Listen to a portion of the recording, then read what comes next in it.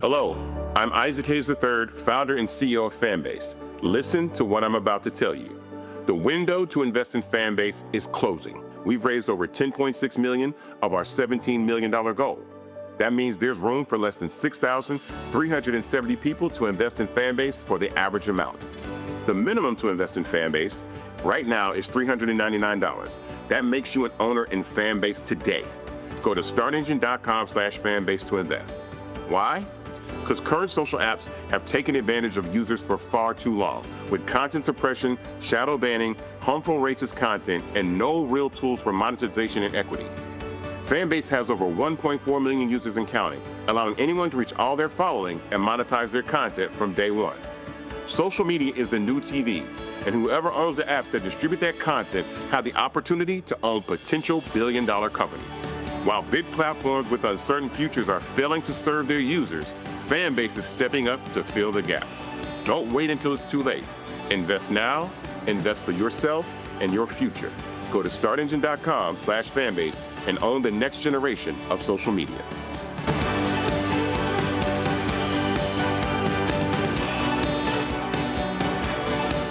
Folks, Black Star Network is here. Oh, no punches! I'm real revolutionary right now. Support this man, Black Media. He makes sure that our stories are told. Thank you for being the voice of Black America, Roland. Stay black. I love y'all. All momentum we have now, we have to keep this going. The video looks phenomenal. See, there's a difference between Black Star Network and Black-owned media and something like CNN. You can't be Black-owned media and be scared. It's time to be smart. Bring your eyeballs home. You dig?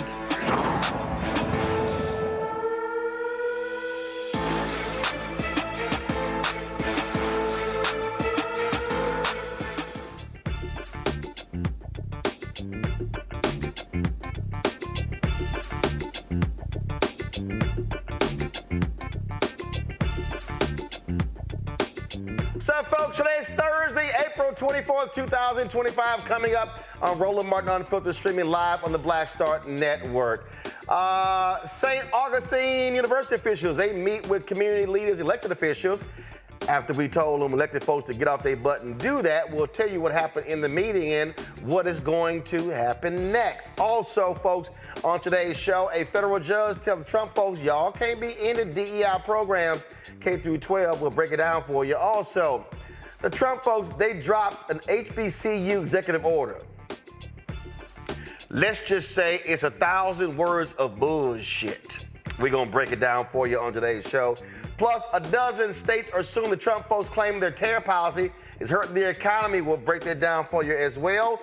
Plus, in California, a federal appeals court will allow sheriff's deputies to resume conducting warrantless searches of people released before trial. Lots we gonna break down. It's time to bring the funk. I'm Roland Martin Unfiltered on the Black Star Network. Let's go. He's got it. Whatever the miss, he's on it. Whatever it is, he's got the scoop, the fact, the find. And when it breaks, he's right on time and it's rolling. Best believe he's knowing. Putting it down from sports to news to politics. With entertainment just for kicks, he's rolling. It's on go, roll, y'all. It's Roland Martin, rolling with Roland now. He's funk, he's fresh, he's real, the best, you know he's Roland Martin now.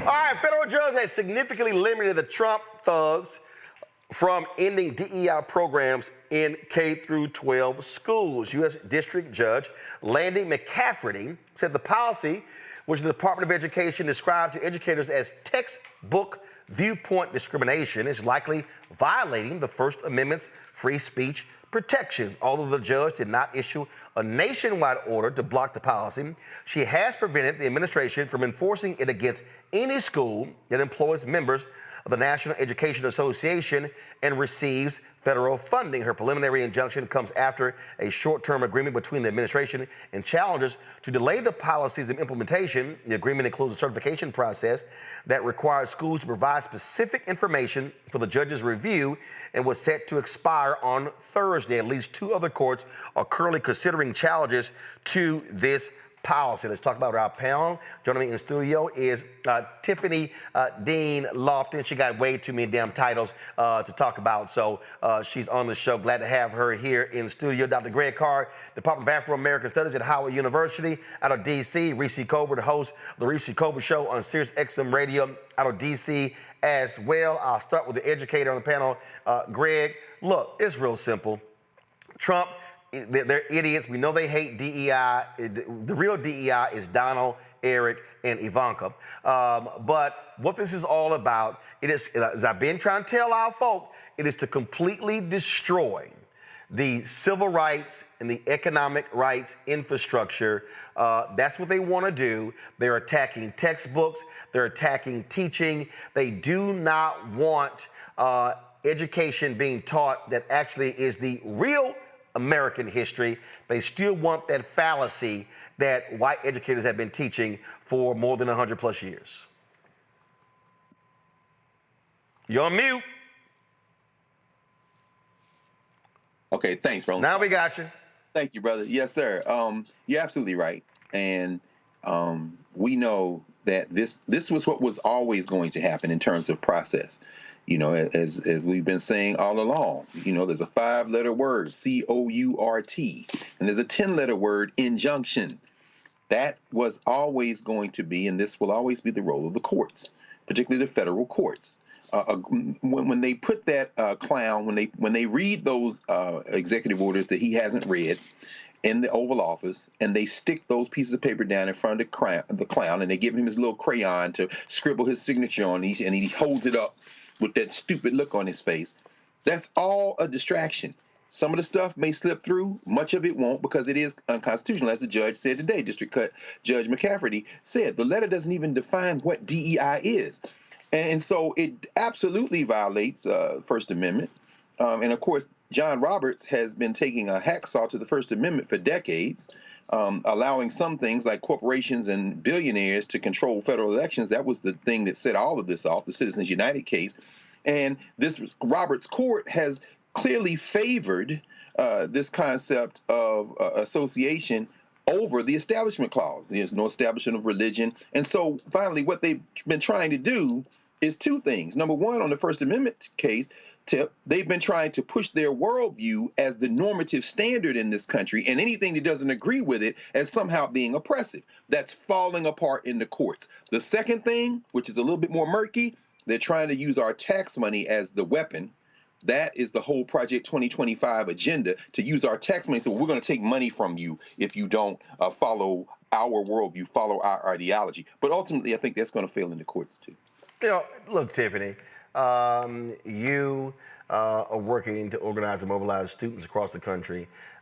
You were the president of the United States Student Association, right? USSSA. Mm-hmm. And I keep telling everybody what this is all about. This is an absolute blowback from May 25th, 2020. George Floyd gets murdered, and you had young white people, Latinos, Asian Americans, woke about the realities of this country. And these folks, no, we got to shut this down. Absolutely. So in 2021, they attacked Black Lives Matter. 2022, they attacked CRT. They ran people around the country for school boards, Moms for Liberty, and people were asleep. They were not woke, and that's how they took over those school boards. 2023, it was woke. 2024, it was DEI. They do not want white children learning the truth in this country, and so their whole deal is we got to wipe all this stuff out of K through 12 to keep them ignorant. Not only that, 2008 to about 2016, so for 8 years, there was a very strategic right-wing campaign to dismantle how students on campuses across the country, college campuses across the country, spend their student fees to fight for advocacy and to do lobbying at the statewide and the federal level. So what that did was it prevented students from being able to advocate and fight for quality education, stopping tuition increases, protecting diversity, equity, and inclusion, and et cetera. The problem with this is that there is nobody so far that Trump has appointed or added to his team that I approve of that has supported public quality higher education. The fool that we have now, who's Secretary of Education, is a complete loser and bozo, and I don't trust anything. A wrestling executive. A complete loser and bozo, and has no affiliation with higher education except for the fact that she served on a board in Connecticut somewhere, even though she is aspiring to be an educator and a teacher. And so if we're talking about an advisory board that the White House is now saying that they want to implement to support HBCUs, I think it's a complete photo op and joke, since you have already attacked diversity, equity, and inclusion right. on on our college campuses across the country. You have not given any more money to HBCUs. And now you want to add business leaders, community leaders, and educators that you will choose to be on the board. Let's be clear, Roland. I was not only the president of the United States Student Association, I was also the youngest person to be appointed to the commission at the White House under Obama's administration for the White House Initiative for Educational Excellence for African Americans. If you want to do this right, you don't just appoint people that you want to tell HBCUs what to do. You ask the HBCUs what they need, and then you give them what they need by having them be the advisors. We're going to talk about the HBCU executive order in a moment. This judicial ruling, Reese, again, is critical because what this is about is they want to attack K through 12. They want to attack what is being taught kindergarten through the 12th grade because they understand you are speaking to the hearts and minds of young folks. That's what this is all about. This is about attacking the educational infrastructure. That's what they're trying to do. Yeah, I mean, well, first of all, it's about indoctrination, right? The states already have so much latitude over what kind of things are being taught in schools, hence Florida saying that enslaved people got valuable skills they benefited from slavery, and Texas calling them workers and things like that. So I think that this is also about creating the pretext of being concerned about the curriculum, but really it's a way for them to target the Black and Latino and underrepresented communities with funding. The federal government steps in to bridge that gap between what the state provides and what the kids need because they don't have rich parents who have high property taxes that go towards school funding. And so this is on its face, obviously, an attack on the First Amendment and on freedom of education, but deeper than that, it's another way that they're leaving no stone unturned to take money away from our communities and our schools. Well, absolutely. That's what you see going on here. And people just need to understand that they're not stopping. Let me say it again. They're not stopping. And I think too many people, Greg, and we keep talking about it, we talk about checking out of the process. Understand, you cannot stop this if you're not in the game. Come on. You've got right now, all across the country, there are local elections, school board elections. You've got city council elections. People need to realize that there is a way to resist what is going on here. There is a way to fight back.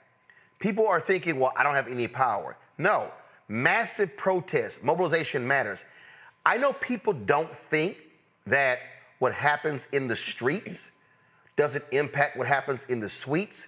Trust me, judges are watching how people are reacting. And if the reaction from people is, then policymakers then go, we can do what we want to do. But they are afraid when the people rise up and say, no, this ain't happening. Absolutely. And it takes individuals who will take on the responsibility of being that spark to sometimes sit at the center of what is potential energy in order to spark that energy. That, of course, as you have told us many times and demonstrated with your daily walk, is the purpose of the Black Star Network. And hey, Tiff, student body president at Howard, was so grateful. I saw them the other day, and the invitation you extended for them to join in the organizing work that you did about a month ago. You know, they were so happy that you had reached out. And I'm making that point not only to, of course, always thank you for your ongoing work, but to emphasize the fact that if you don't have a Tiffany Deneen Lofton, then you often don't have the person who can then help other people understand that we do have the power. And Roland, you're making a very important point, particularly with this opening story, because when you talk about K-12, you're talking about everybody. You're talking about people's children, which means you're talking about the families, you're talking about the communities. And what we're seeing now with these white nationalists who don't have a constitutional leg to stand on, what you said at the beginning was very important. Moms for Liberty was able to do what they did because they were well-resourced. You had billionaires backing them. They're running on fear and hatred, and they had small little knots of people, including, as Lauren Victoria Burke calls him, the consensual manservant Byron Donald's wife in Florida, who were rallying them. But on the other side, you have everybody else in the country. And the minute you go into a school and say that you can't have curriculum that looks like the students in this school, well, that's then when you have struck a rock. Because now you've struck not only that child, but you struck her parents, you struck her families and her communities. And then the potential becomes even heightened to organize. And as Kwame Ture would say, organize puts in place. But without those anchors, without those people like you and Tiffany and all the people doing that work, it's more difficult. But guess what? Those people are in place. And I think what we're going to see now is an increasing groundswell of organized resistance, which will ultimately overwhelm these people. But the key here, Tiffany, it has to be organized and then mobilized. And I think one of the things that we've seen is that a lot of people just sort of believe, I'm posting on social, important. Sure. Hey, we're having a gathering over here. Okay, that's important. Sure. But those have to all be linked. If you're doing your thing, but you're not communicating what's over here, not communicating what's over here, then you're not taking advantage of collective action.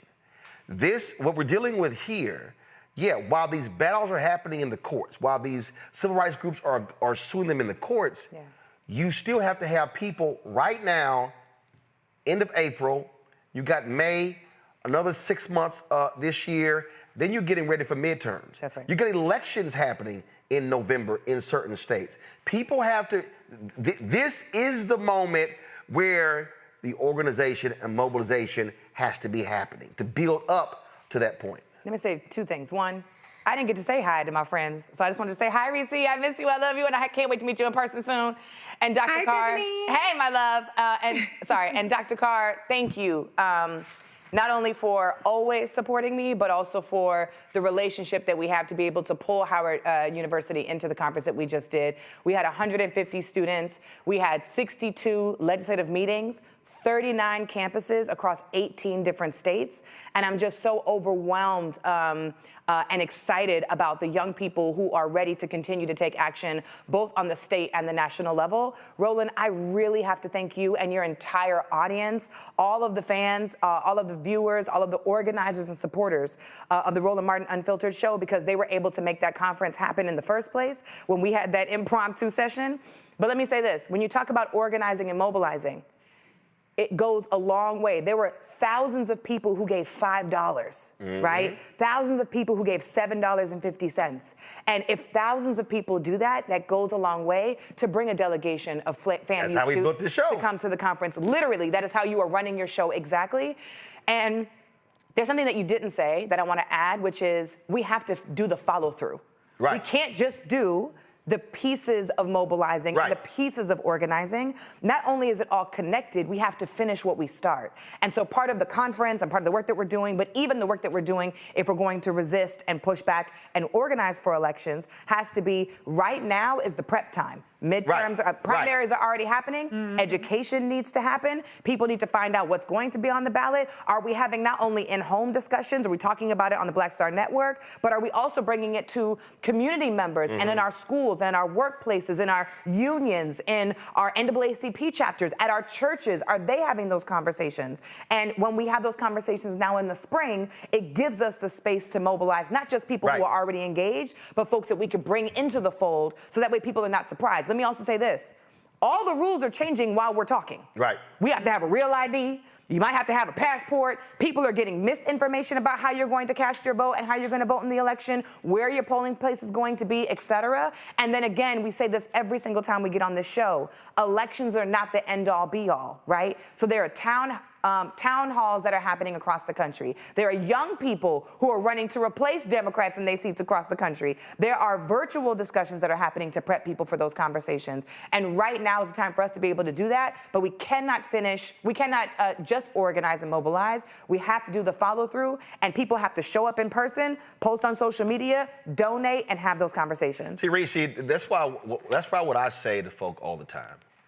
I say, listen, the event on Saturday is really important. What you gonna do on Monday? Right. See, I don't believe in the one-offs. Look, we had a massive number of people who watched us on March 4th. And I appreciate all those people. 250,000 live views. Record breaking. But here's the thing. What were they watching on March 5th? Because we were here. What were they watching on Thursday, March 6th? Because we were here. What were they watching on Friday, March 7th? Because we were here. And I say that because, see, I'm a firm believer that when we flex what we are able to do, ain't no excuse we can't do it again. And people need to understand, it's great to plan a march for a Saturday or a Sunday, but folk need to say, but what we doing Monday, Tuesday, Wednesday, Thursday, Friday, Saturday, and then the following Monday, and why are we gathering? What are we gathering for? What are we trying to achieve? And then when we achieve it, now what we gonna do next? That's really how we have to be thinking. So while the legal eagles and the warriors are doing their thing in the courtroom, we need folk in other forms doing their thing too. Yeah, absolutely. I mean, I think that you have 2 points that you made there. Number one, you were ready for that audience of 250,000 people, and you still did the work. Even when it became 250, whether it's 250, 10, 15, whatever, Roland Martin Unfiltered Black Star Network is here regardless. And so it's about recognizing that you got to be in it so that people can even access you when they're ready to access you. And there's cumulative work that allows you to stay in it and to be a go-to place for people to look for guidance. But the second point is the capacity that we have that we don't exercise. There you go. That 250, that says we got a whole bunch of capacity that we're not exercising on a daily basis. And I get it, people have stuff going on. Maybe people catch it on the replay. They didn't catch it live because it's less of an event when you can access it every day. But we have to start exercising our capacity. It's not that everything is our fault because we don't vote at 75%, 85%, 90%. We don't have to carry the country on our back. But for our self-preservation, we have to recognize that we haven't tapped out on what we're able to do. And as long as we have these tools in our toolkit, as long as the courts are holding barely, as long as we get to have more elections barely, as long as we get to run for office barely, we have to do more to exercise what we have before we fighting and clawing a whole different kind of ball game, which I know Dr. Carr warns us about all the time. And Tiffany, thank you so much for all the amazing work that you do. It's such a pleasure to be here with you today and to be with this esteemed panel. But I do want to pick up though on that particular the capacity point there, Greg, because I think it is one that we have to confront. Ruthie just said we don't want to have to carry the culture.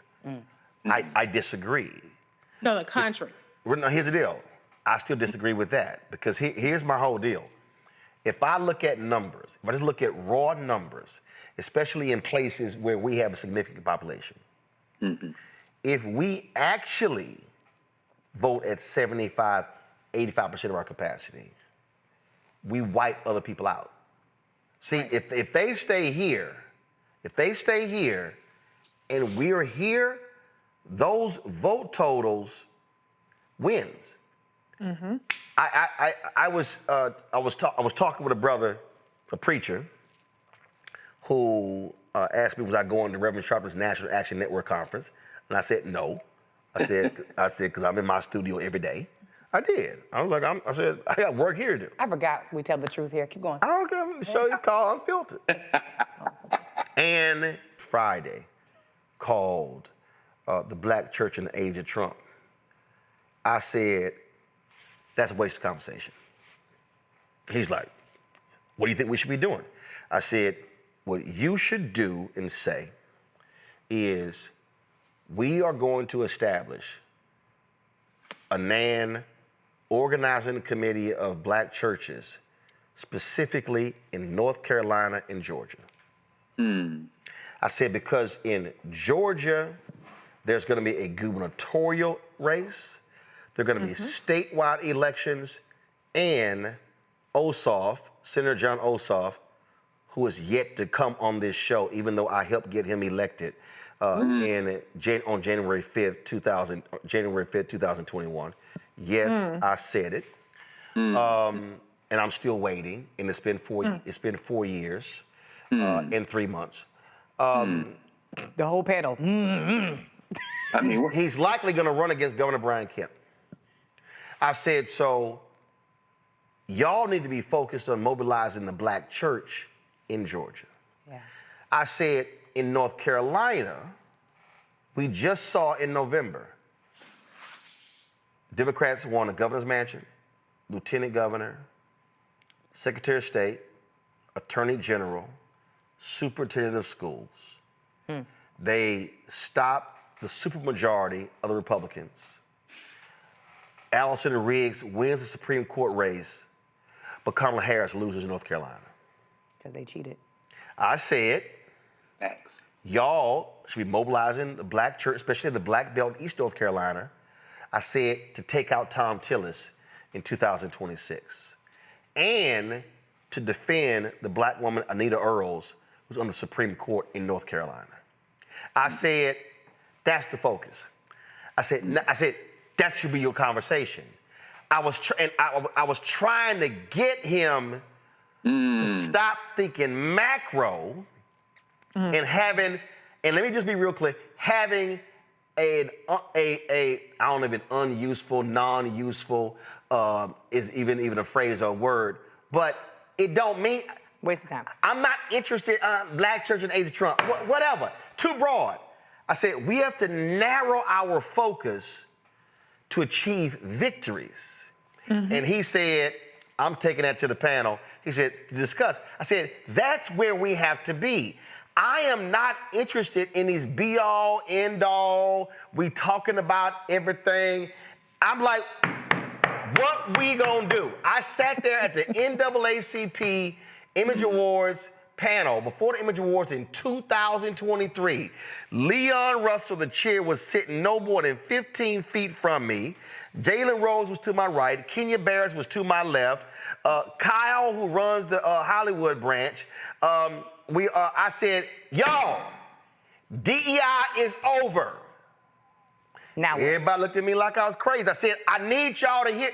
And they were like, dog, why are you so hyped? I said, because we're having bullshit conversations when the real stuff is happening and we act like we don't see it coming. Can I? Hold on, I'm coming to you. Sorry. But that was for Greg. Then you. No, I keep mine short, Roland. As I've gotten older, I think I probably mellowed in this. I think that there isn't a one strategy. I have absolutely no investment in the United States as an ongoing criminal enterprise. That's the way I look at it. And I understand that everybody doesn't look at it that way, and I don't think that precludes operational unity and that kind of united front. I've been to the National Athlete Network conference on a panel maybe 2 times since it's been on, and no time in the recent years. I do think that there is a group that kind of congeals around that, and there are people who get fed that way. We see, for example, this movie Sinners that is out, which the white Hollywood establishment tries to poo-poo, but we make our own choices. And Ryan Coogler, over the years, has built a reputation in our communities that will now sustain him and sustain the kind of work he does, which feeds us far beyond our communities. I'm saying all that as a prelude to say this. You have to be where you are. You're paying your position. I was watching an interview that our sister Tiffany Cross did with a journalist from France that she shot right there in the Black Star Network studio. And Mike Harriott was saying the other day that was only possible because there is a Black Star Network studio. And what I'm saying is that once we think about it in terms of united front, then an Al Sharpton or a Jamal Bryant, whether they're talking with the CEO of Target or not, at the end of the day, the messages don't have to all be the same, but when people are communicating with each other across ideological differences, across organizational strategy differences, that builds a compelling force. And I think at this point, that is what is going to allow us to continue this liberation struggle in this moment. Tiffany, go ahead. My bad for jumping in earlier. Sorry for interrupting you, Dr. Carr. Y'all know how I get when I get here. Dr. Carr, I wonder if you would agree with me. This is not a question that I think we'll talk about very long on the air because I think Roland will shut it down. But I just want to say that I agree with you 100%. About not investing in the colonial America, the capitalist society that we live in, and I really believe that we are at a place as a society, as a people, where if we are asking for anything less than this administration to step down and resign, then we're really wasting our time. I don't think there are any other solutions or Band-Aids up into the process. I think we need to just have our first time of the people saying, we don't want you to be president no more, and you need to step down. That's just me, and I wanted to offer that. When I train my students and young people in organizing and talking about power, and I also want to shout out myself for finishing an executive leadership class at Harvard University to learn all about power and organizing. We talk about how there are different modes, if you will, of organizing. So people might get involved in doing things like, giving out meals for the holidays to the homeless, or fundraising for people who might need money to pay for their legal fees if a police officer kills a black person. And when we do that, those things are not wrong, but they never challenge or alter the relationships of power. They keep things the way that they are. And we need to do those things because our people need to keep our people. We're the only ones who got us. But then on the other end of the spectrum, where we're not challenging relationships of power, there are the things that we have to do to challenge the relationships of power, like lobbying, like calling our elected officials, like voting, like having direct actions, like protesting. I really believe that sometime soon, I know that labor has been talking a lot about having a general strike very soon, and I think there's a lot of possibility to talk about that as a strategy, as a tactic for the work that we want to accomplish, as long as we have demands. And I want to make that very clear to the labor folks who are watching. As long as you have demands with your tactics, it makes sense. But our folks need to have more of the, what are we doing to challenge the relationships of power and giving ourselves that power? And it's already been said here, and I'll reiterate it because folks need to hear it if they just joined. The only way we're able to demonstrate that power or to use that power to change and improve the situations in our communities is if we have relationships to one another. And the events that we have are great. They're important because we always want to bring people in. It's a never-ending cycle where we want to educate folks about what's happening. But if we only stay there, things are never going to change and we're never going to win. We have to be able to do the other things on the other side, which take risk, which require risk, which require us to also try things we've never tried before, which require some people to get loud and step out of their comfort zone. But we have to do those things if we're going to be able to make change. And just being able to talk about it at an event is not sufficient enough. Mm-hmm. Yeah. Mm-hmm. I mean, again, I just need people to understand. I mean, first, do I believe they're going to step down? No. I know you don't believe that, but that's fine. But here's the deal, though. I don't think they're going to. You also didn't believe that Kamala Harris is going to be the nominee for the election, and I said that too. So here we are. Yeah, but I don't. Well, no. I knew that if he stepped down, she's going to be the nominee. Of course, but we didn't know he was going to step down. I knew he was going to step down. But my point is, folks can call for that. That's fine with me. What I'm looking at is. You want to come with me to the protest? No.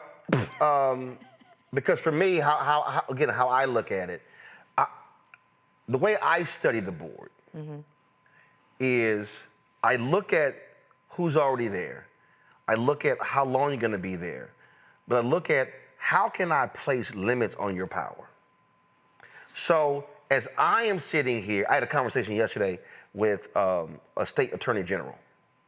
And so how I look at that conversation, the most important position right now in many of these states is the attorney general. Because when you see these Democratic attorney generals suing the administration, it's the exact same thing the Republicans did. The Republican state attorneys generals sued Biden-Harris. And it was their lawsuit regarding student loan debt that went to the Supreme Court. So what has often happened is, when we think about in terms of Democrat, Republican, and the fact of the matter is, and this is what I need some black folk to just go ahead and accept and cut the bullshit, or I'm sorry, what's the new phrase? What? No cap? No cap. Whatever the hell, I mean. You used it right, go ahead. You used it right, that's it. No, I used it right the first time. Cut the bullshit. See, I don't need to create a new phrase to say cut the bullshit. I just say cut the bullshit, okay? Some people can't say bullshit. They got to say no cap. Go ahead. Cut the BS. There you go. I say that because when you look at where our issue stands, y'all can sit here with all that. You a Democratic shield. You ignorant asses. Come on my page. You always pushing the Democrats. Y'all, this real simple. Who wants voting rights expanded and who wants voting rights curtailed? It's either yay or nay. It's either blue or red. It's either donkey or elephant. Y'all can sit here with the bullshit y'all want to, but that's the whole deal. Who actually believes in civil rights and then who doesn't? Who believes in due process and who doesn't? Who wants to allow prosecutors to withhold evidence to convict people and who doesn't?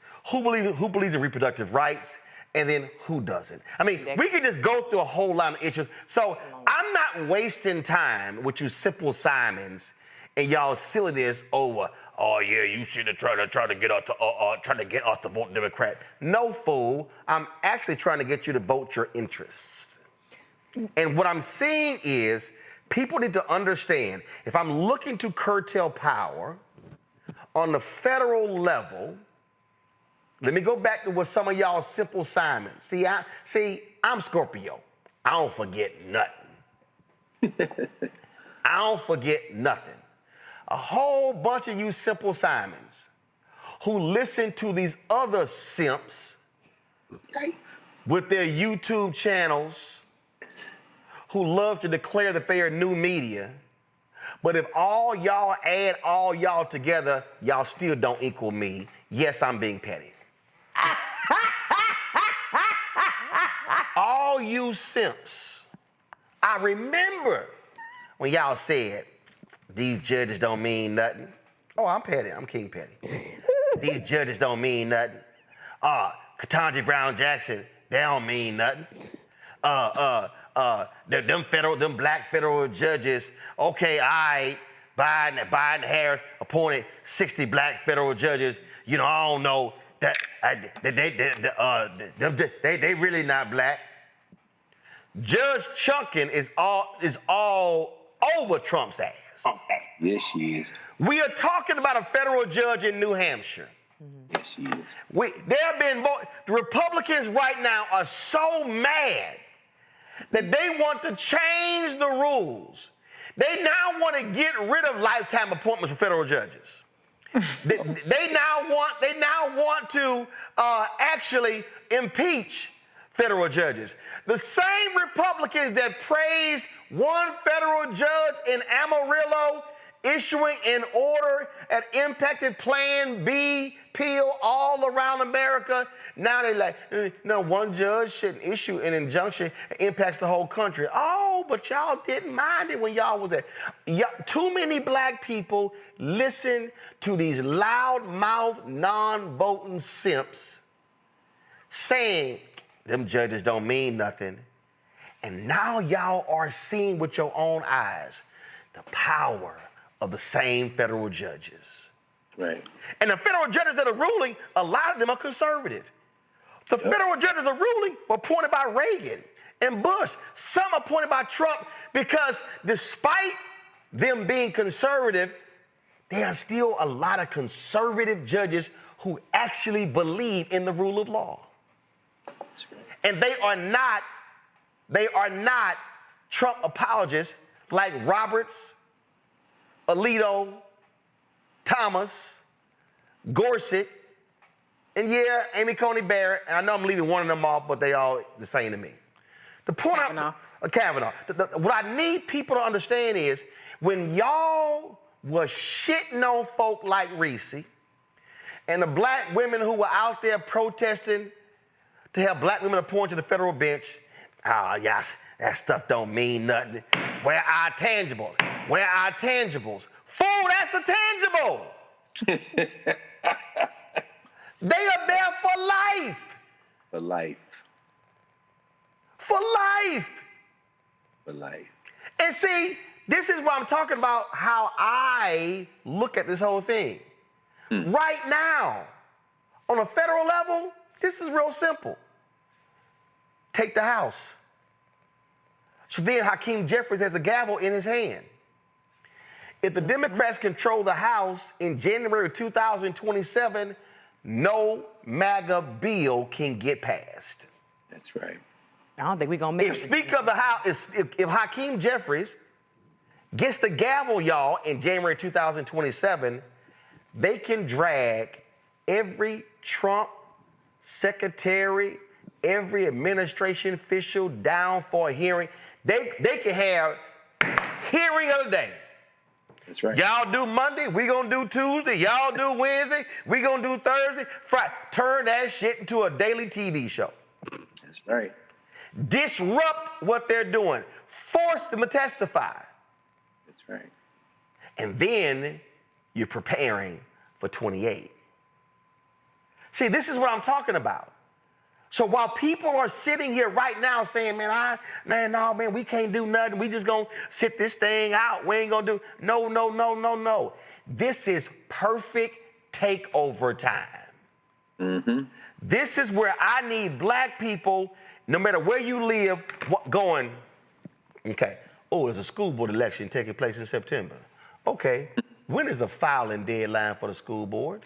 Are these single member districts or these are at-large districts? Okay, it's 9 board members. If we take 5 seats, guess what? We have a majority of the school board. Oh, let me go pull the last time they ran to see how many votes were each one of the people elected by last time they ran. And then when I pull that, let me now go pull the precincts voted and see, oh my goodness, the turnout in the last school board election was just 12%. So that means that if I move the turnout from 12 to 15%, we can win. Oh, I'm sorry. Okay, let's see here. Let me go pull the financial reporting form to see, oh man, that person ran for school board last time and all they raised was $12,000. Oh, right. That person raised $15,000. Okay, so if we go get us a slate and we run 5 people and then Tiffany said those $5 and $10, then we sit here and say, we have a target goal that we're gonna raise $75,000 for the candidates who are running. So we're gonna take that $75,000 divided by 5, that's $15,000 per candidate. That's how we gonna run. Now you take over the school board. For $75,000, you now control the whole school board, the budget, the hiring process, the curriculum, you control everything. That's right. Tiffany said, this is planning time. This is takeover time. And Reese, that's what I need folk to understand. Stop sitting here. He ain't going nowhere. We're going to fight him every single way. But where you are right now, you can take over that school board, take over that city council, take over that county seat. Look who's your state rep and state senator. I'm telling you, that's where the game is won. Absolutely. I mean, there are over 500,000 elected positions in this country. Very little of in terms of the quantity of power is concentrated at the federal level. Obviously, they have an outsized influence, but there are all kinds of elections, parish, town, whatever the case may be. And too often, I won't even talk about Democrats because maybe you don't consider yourself a diehard Democrat. There are too many people that just don't even bother to run. I happen to be married to an elected official in our town. He's a commissioner. He was the first Black man to win his seat as a commissioner, and he's won re-election a couple times since then. And so I see firsthand on a day-to-day basis how important it is to be involved at that local level. Now, I don't know if he'll be senator one day or anything like that, but at the end of the day, he's starting somewhere and he's impacting whether we get a park over here or whether we get, a speed camera here or whatever the situation may be, and he cares. And I know that there are people who care in all of our communities who can do something, but they don't believe that they can have an impact when the opposite is true. So if you want to see something change, you have to start by changing it. If you can't run for office, then hell, log into the Zoom. A lot of places are still doing Zoom meetings. Go in person.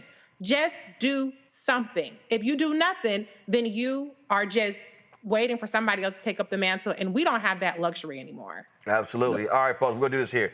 Go to a break. We come back. Oh, Lord, I got to talk about y'all this silly-ass executive order Trump signed regarding HBCUs. The short version of is blah, blah, blah, blah, blah, blah, blah. That's the short version. I'll explain when we come back right here on Roland Martin Unfiltered on the Black Star Network. This week on The Other Side of Change. And this is a special episode that is near and dear to our heart, especially during Earth Month, where we're going to talk about how the environment impacts our everyday life and what you can do to help solve it. The issue is that the movement has not historically created a connection with us and has had narratives that really speak to our unique lived experiences and the environmental burdens and hazards that we experience. So there's really a narrative shift that needs to happen for the mainstream climate and environmental movement to really position itself as one that is for all of us. Only on The Other Side of Change on the Black Star Network. Next on The Black Table with me, Greg Carr. The enormous impact of race, education, and affirmative action in America, and how, believe it or not, white America is starting to feel a little bit of the pain. Dr. Natasha Warriku joins us with a case study of one suburban community and how it reacted when the minority students started to excel. And most people didn't say this explicitly, but was that, the academics standards are getting higher in part because of the Asian kids, and that is making our kids really stressed out. So we need to reduce the amount of homework teachers are allowed to assign. She shares a perspective that you don't want to miss. That's on the next Black Table, only on the Black Star Network. On the next, A Balanced Life, we're talking about the stress of stress and trigger warnings, looking at those areas in our lives where we often don't turn the page or turn the corner, but giving us the ability to really take a deep dive and look at who we are, the people around us, and the ways in which we're triggered. A lot of times we are so stressed out because we are trying to control things that are outside of our sphere of control. That's all next on A Balanced Life on the Black Star Network.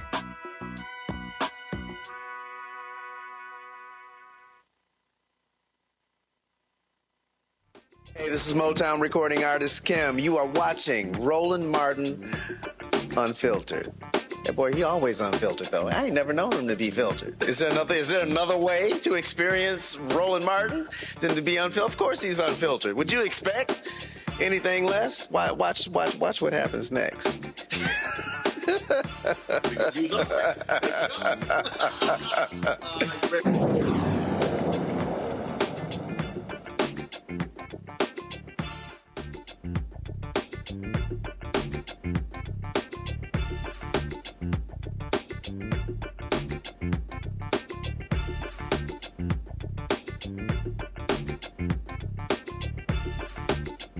Folks, yesterday, the twice impeached, criminally convicted felon con man in chief, Donald Trump, released this executive order. It's called, go to my iPad, it's called White House Initiative to Promote Excellence and Innovation at Historically Black Colleges and Universities. It is 1,065 words of literally nothing.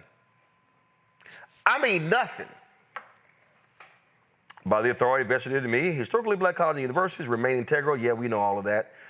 Is the policy of my administration to support HBCUs in advancing America's full potential, fostering more and better opportunities in higher education, providing the highest quality education, obtaining equal opportunities for participation in federal programs, ensuring college-educated Americans are empowered to advance the common good at home and abroad, and making our nation more globally competitive.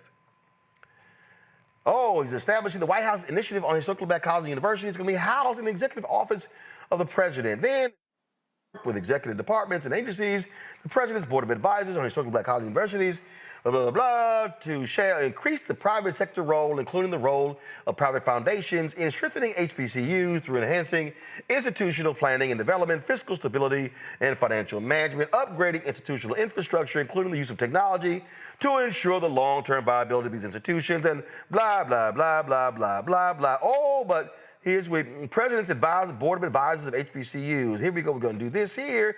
Accountability and implementation, and revocations. And here's the deal. Remember he said working with federal agencies. So what did he say?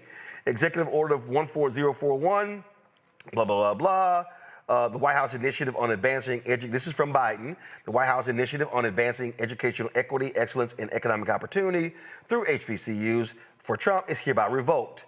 Within 14 days of the date of the order, the administrator of the Environmental Protection Agency shall terminate the historically black colleges and universities and minority serving institutions advisory council. Y'all, that is the only relevant thing in this executive order. The rest of it is BS. It speaks to it is a, what's they say? It's a nothing burger. It's nothing. It's literally 1,065 words of nothing. Zero. But I'll remind y'all, HBCUs got $17 billion from Biden-Harris. This is nothing. I don't know no other word to describe, Reese. I do. It's a phrase. Man, this ain't shit. This ain't shit. Well, it's propaganda. It's something that That's all they it can is. pump out to their disinformation ecosystem. It's something they can pump out to the tangibles crew so they can take this and say, oh, look, Donald Trump is doing X, Y, and Z on this hand, while on the other hand, he's doing all of these things that actually undermine HBCUs, that undermine our communities. And so one thing that you got to tip your hat to Republicans is they know how to do propaganda.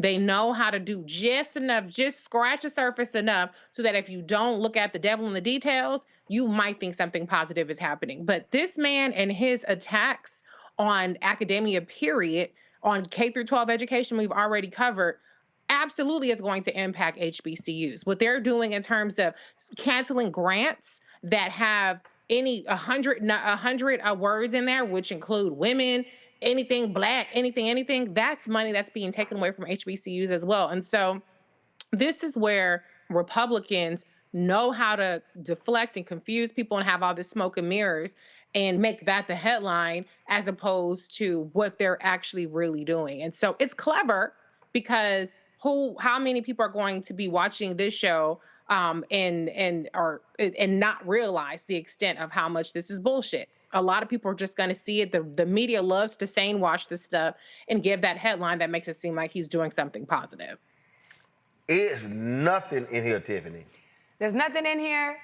It's just take away what Biden did. And I'm a little worried about what he thinks this executive order might do as it relates to giving his friends, his business partners, access and power to sort of influence what HBCUs decide to do or the direction they decide to take. There is no money attached to this executive order at all. But there is some language about how Trump wants to create his friends or some business partners or community members. It does say students and alumni in executive order, but like, who gets to choose them? I got those kind of questions, right? It's not just like an executive order that says we're gonna create another council and get rid of Biden's council. My question is then, who gets to select these people, right? And if it's not the institutions themselves who are telling the president, which we've already been doing, to be clear, here's what we need, here's the resources and funding that we need, then that's the first concern that I have. The second concern is this: nobody at all should be talking about this executive order as a positive thing when Donald Trump is literally erasing and getting rid of diversity, equity, and inclusion across the country at every other institution. The two don't go together. You cannot say that you do not support and that it is illegal in the land of the law for diversity and equity and inclusion to exist, but yet you want to sit here and pretend like this executive order is supposed to help black students at HBC, and historically black colleges and universities. The two don't make sense. So we're either going to support people of color and students of color, make education a right, make it a quality education, fund education, and support the students that are on this campus, and help the institutions so that they're able to make sure that their campuses are safe, or you're not. And what you have been doing is showing us that you actually don't give a damn about what's happening at HBCUs. So this is a joke. We can read between the lines of what you wrote. We know this is personal, you being petty for Joe Biden, and we can see for what it is. And our institutions have a responsibility. This is a call to all of our HBCUs Our HBCUs have a responsibility to not pretend like this is a good thing and go along with the motions. We need HBCUs and institutions to stand up around the country, protect their institutions, and more importantly, protect their students and their faculty and their educators, and make sure that the White House doesn't get to play with HBCUs, pretending like it did something good, because that's exactly what he wants to do. So, Greg, there is a particular line in here I found to be of interest. Right here, let's see here. They're going to, wait a minute. I thought this one was pretty funny, okay? It's under the first section, under section 3, I need everybody to see this, it's H. Let me zoom in. It says, Greg, encouraging states to provide the required state matching funds for 1890 land grant institutions. Now, folks, allow me to remind you what happened under Biden-Harris. Do y'all remember September 2023 when the Secretary of Education, Miguel Cardona, remember when the Secretary of Agriculture, Tom Vilsack, when those two sent a letter to 16 states telling them that, oh, y'all have cheated HBCU land grant institutions out of $13 billion over the last 30 years. They found that only 2 states, Ohio and Delaware, actually didn't cheat the universities. That's the only ones.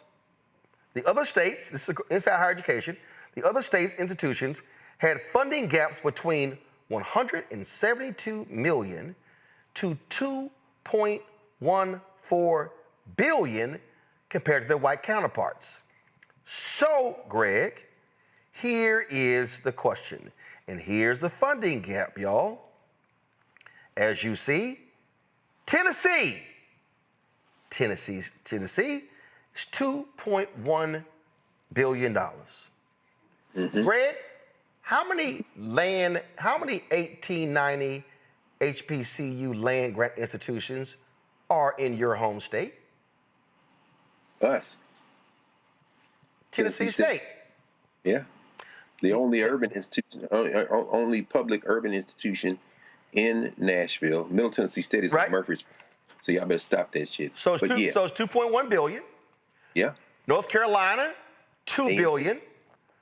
Yeah. Florida A&M, 1.973 billion. A lot of money, brother. Texas, 1.1 billion. Prairie View, Texas Southern, no question. Louisiana, 1.1 billion. Southern University A&M. West Virginia, 852 million. That's Virginia State University. Georgia, 603 million. Fort Valley State University, Albany State University, yes. Savannah State University, yes, sir. Alabama, 527 million. Alabama A&M, Alabama State University, yes, sir. South Carolina, 469 million. Old Bulldogs, South Carolina State University, yes, sir. You better Oklahoma, 418 million. Oh, now let me think. That's Langston? Yeah, Langston University, that's right. Missouri, 361.5 million. That's Lincoln University, and that's also it's just in St. Louis, Harris Stowe. Yeah. Arkansas, 330.9 million, Pine Bluff. Pine Bluff, yeah. Maryland, 321 million. Eastern Shore, Morgan. Bowie State. Yes, sir. That's right. Coppin State. Virginia, 277 million. Oh, that's our frat brother down there, Abdullah, Dr. Abdullah. Virginia State. Norfolk State, Mike Vick, and them cats down there doing it. Mississippi, right. 257 million. Alcorn, Jackson State, absolutely. Mississippi Valley would have to go have a GoFundMe because they need the money. Forget them uniforms to play those damn $1 million games where the athletes get hurt. Absolutely. Kentucky, 172 million. Where the athletes get hurt. Yep. Go Thoroughbreds. Kentucky State University in Frankfort. That's right. So No. Go back. So here's my question, Greg. Is Trump going to call the Republican governor of Tennessee, the Republican governor of Florida, the Republican governor of Texas, the Democratic governor of North Carolina, the Republican governor of Louisiana, the Republican governor of West Virginia, the Republican governor of Georgia, the Republican governor of Alabama, the Republican governor of South Carolina, the Republican governor of Oklahoma, the Republican governor of Missouri, his former staffer, Sarah Huckabee Sanders, Republican governor of Arkansas. Oh, I hate that girl. Our frat brother, Democratic governor Wes Moore, Reese over there smiling and cheesing, governor of Maryland, the Republican governor, Glenn Youngkin of Virginia, the Republican governor, Tate Reeves of Mississippi, and the Democratic governor of Kentucky, Andy Beshear. So of the 16 universities listed, only 3 of them have Democratic governors. I would love to know, Greg, especially of the black maggots, and since we name calling, yes, sir. Here's what I want to know. Byron Donalds of Florida. Don't do it. Tim Scott of South Carolina. Yikes. Wesley Hunt of Texas. All 3 of you have, your states are on here. Burgess Owens, you out there in Utah, but your ass still need to be making some phone calls. How about And here's what I want to know. David Harris Jr., you real loud on social media. Hodge twins, Cartier family, Candace Owens. Oh, I ain't done. Let me just go ahead and just pull one. See, one person. Joseph Pignon, where you at? What I want to know is, and see, I'm going to go ahead and show her, because she loves showing her ass on social media. Yeah, I'm talking about you, Sharice Lane. Pro-black conservative. Got reparations now on your feed. FAMU graduate. Look at you with your FAMU. Here's what I want to know, Sharice. Are you going to use your social media, your MAGA capital, to tell Trump to give that money to your university? Go ahead, Greg. I told y'all I'm petty. No, you know the answer. But you got receipts, though. No question. No question. No, I think, well, several things. By the way, I didn't realize, I'm embarrassed to say until a couple of weeks ago, that there is a Black Chamber of Commerce, although I should have known this, in Utah. I picked up a book called Black Utah. So, yeah, I don't know if he's in touch with the people at the Black Chamber of Commerce in Utah, but there is one, Brother Burgess, so you should probably talk with them if you can get your head out from the MAGA hind parts. But I think there's several things. Tiffany, I think you focused in on some very important language there. At Howard University, the Secretary of Wrestling is an ex officio member of Howard's board. So look for Linda McMahon to be around because, again, as you say, Reese, they're excellent at trolling. They're excellent at public relations. And don't expect any real pushback because Howard is holding his breath for a reason I'll mention it in a moment. And I wouldn't be surprised at all. Larry Ellison, when I first came to Howard, had given some equipment and some in-kind stuff when he was running Oracle day-to-day to Howard University at the time. That was 3 presidents ago. Ellison now, of course, is vying to expand his reach and use our federal dollars to do it. So I wouldn't be surprised if he don't start sniffing around, and Elon Musk and Jeff Bezos. Because that language does kind of speak to enabling that kind of, when he's talking about free enterprise, that's basically, we're going to rob y'all. That's what they're talking about, take your public dollars. So there's that language.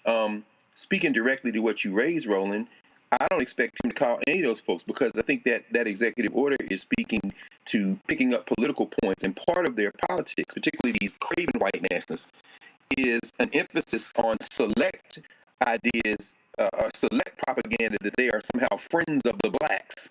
Look at my African American, friends of the blacks, Herschel Walker, and these kind of clowns, friends of the blacks, HBCUs in some ways. Because remember, I think if memory serves me correctly, you can check with her directly, Roland. I think it was Omarosa was one of the people in his ear about moving that from the Department of Education to the White House, even though that had been done under previous administrations as well. But all that is a foreground to this. Separating black folk from other non-white groups in America, and shout out to all the descendants of slaves. Yes, I'm speaking to you, descendants of slaves who play into that blackface nativism and thereby weaken our collective efforts. By doing that, notice what was not mentioned in that initiative, in that executive order. And this is something that goes back to the previous administration. Separating the HBCUs from the other quote-unquote minority-serving institutions, the Hispanic-serving institutions and the tribal colleges, who have already complained again, saying, oh, so you're going to create an oppression Olympics between us and the blacks. I mean, this is all designed with that in mind. And there have been a couple of HBCUs that have said thank you in the wake of this executive order, thereby playing right into it. At least Kellyanne Conway isn't around to have her feet off on the couch while the Negroes are lining up the cheese behind the President of the United States. Now, all that is a foreground to this. He ain't going to call them because he didn't have to. The hillbillies behind the cotton curtain will continue to try to strangle the HBCUs. This is just rhetoric. Finally, I think it's important to understand exactly what both of y'all have said. And Reese, you kind of emphasized this. Just this week, it was announced, for example, that the federal government through the State Department, because Trump's trying to destroy the State Department, which, you know, I don't really have mixed opinions at all. I think the United States is already is receding as a world power, and this is just going to accelerate it. And that might ultimately, in the long range, if we're smart enough to have some global solidarity, be a plus for us. But a story for another day. One of the things they're doing as they're pancaking the State Department is ending the contract with Howard University to recruit candidates for the Rangel and Pickering fellowships. Those two fellowships are used to recruit non-whites and underrepresented groups into the Foreign Service. Now you signing this executive order, the Negroes are like, hey, thank you, and you're ending the contract that created a pipeline to create black ambassadors, black State Departments, black employees, black diplomats. So we have to pay strict attention. It is rhetorical, it is useless, but there is a politics animating that theater. And I think that politics is far more dangerous than the words on this last piece of paper that the clown is scribbling with his crayon on. See, the thing for me here, Reese, is, and this is why I tell folk, y'all, I don't get excited about sheets of paper. I want to know the details. And the reality is, and let me be real clear, and I've said this to black Republicans, we are still constituents. We are still taxpayers. We as black people, even though we were the smartest folk in America and not voting for this phony fraud, we knew what was going on. But we still are owed, we still are owed a whole lot. Daryl Scott, I'm talking to you too. Where you at? Not where the fans at, where the MAGA's at. Where the black MAGA's at? What? See, he talking about, y'all, no. Since y'all gonna be in the room, kikiing, Harlem shuffling, because we know y'all can't do boots on the ground. No. Since y'all in there, are y'all gonna ask for the $13 billion? And since all these Republicans are playing the bend over game with Donald Trump, when they were voting on the voucher bill in Texas, that scam, Trump phoned in to the House Republicans. Y'all vote for this bill. Okay, Donald, tell Greg to release that money to Texas land grants. That's right. Come on, Byron. You supposedly running for governor? Tell Donald to call Ron and your wife, his wife, the co-governor, to release that money. Come on, Daryl Scott. Tell Trump to call Lee in Tennessee. Come on now. Come on, Cartier family, all you little young boys, y'all be running y'all mouth. Tell Trump to call Brian Kemp and give Georgia that money. If all of you And y'all don't like nobody. Y'all can't stand when black people call out, question your ethnicity. All right. Show us something. And if you're not going to stand up for black people and ask for the money, y'all all a bunch of frauds. Reese, go right ahead. That's true.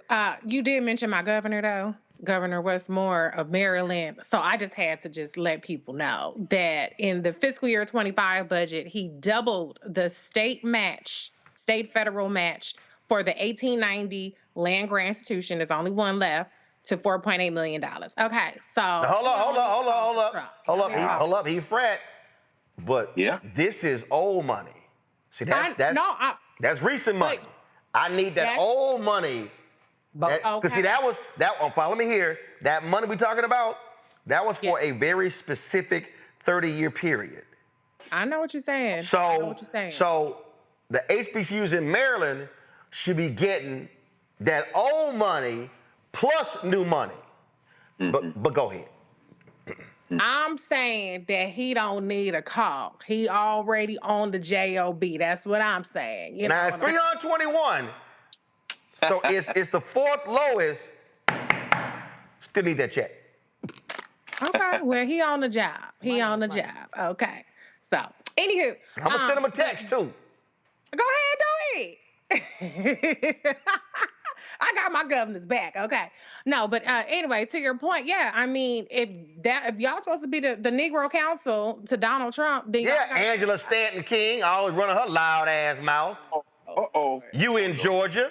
Where you at, Angela? Oh, little Michaela Montgomery stood your ass outside of that Chick-fil-A with Trump. I ain't seen that. Brought your ass down to Revolt World trying to get loud with me. When y'all gonna ask for the $603 million? She tried to get loud. Reese, try to get loud. Now, girl, go sit your little country ass there. You called me out. You called me a lie. My parents were watching your show. Your ass lied. Say hi to the parents. But your ass lied. You calling somebody country with a cowboy hat on is hilarious. No, baby, hold up. You know, first of all, wearing a cowboy hat don't mean your country. I know, but I'm just saying. That means your ass got swagger. Come on. Reese, go ahead. It is a nice hat. It is a nice hat. You information. I don't know if you want a cowboy card later or what. But anywho. This is my coat. I'm rocking this Cody James. Going right. I had my Stetson on the other day, but going right ahead.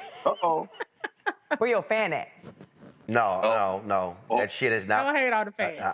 You ain't gonna never see my ass with a fan. Let's be real clear. Wait a minute, I'm gonna send you the clip. Let's be real clear. No, let's be real clear. You didn't have no fan. Let's be real clear. When 803 Fresh said where the fans at, he talking to y'all. He talking to the ladies. Okay, when it's time to clap, let me real clear. Ladies clap with fans. We clap. Reese, go ahead. Okay. I'm gonna see the video. Yeah, well, you know, I want to go back to Tiffany's point earlier about this whole notion of oversight. You know, a couple weeks ago, Roland, we talked about what was happening with one of these universities where there was this terrible loan of sorts that they were trying to— St. Augustine. I'm going to deal with their ass in a minute. Go ahead. Okay, there you go. And so I'm just, the wheels are turning, and I'm thinking about how this oversight, and the one thing they always try to attack HBCUs on is their finances. And so I don't like the idea of them getting their tentacles more in these institutions. To Tiffany's point, again, there's no money associated with this. So you're increasing oversight with people who are not disinterested parties. And then the other part of it that does not compute is their whole emphasis on private-public partnerships. When this administration is suing or threatening to sue and investigating corporations for DEI, any kind of DEI programs, that doesn't really compute with increasing partnerships from the private sector. And so there are so many things, actually their entire platform outside of this EO completely contradict any notion that they actually have earnest intentions here on improving HBCUs. Well, again, Greg, real quick, then we'll go Tiffany. No, just very quickly. The one that we should be paying attention to, even though I think it's completely illegal, is the executive order he signed yesterday going after the accrediting bodies. Understand that every university has to have accreditation. For Howard and the Mid-Atlantic states, it's middle states. For most of our HBCUs, it's SACs.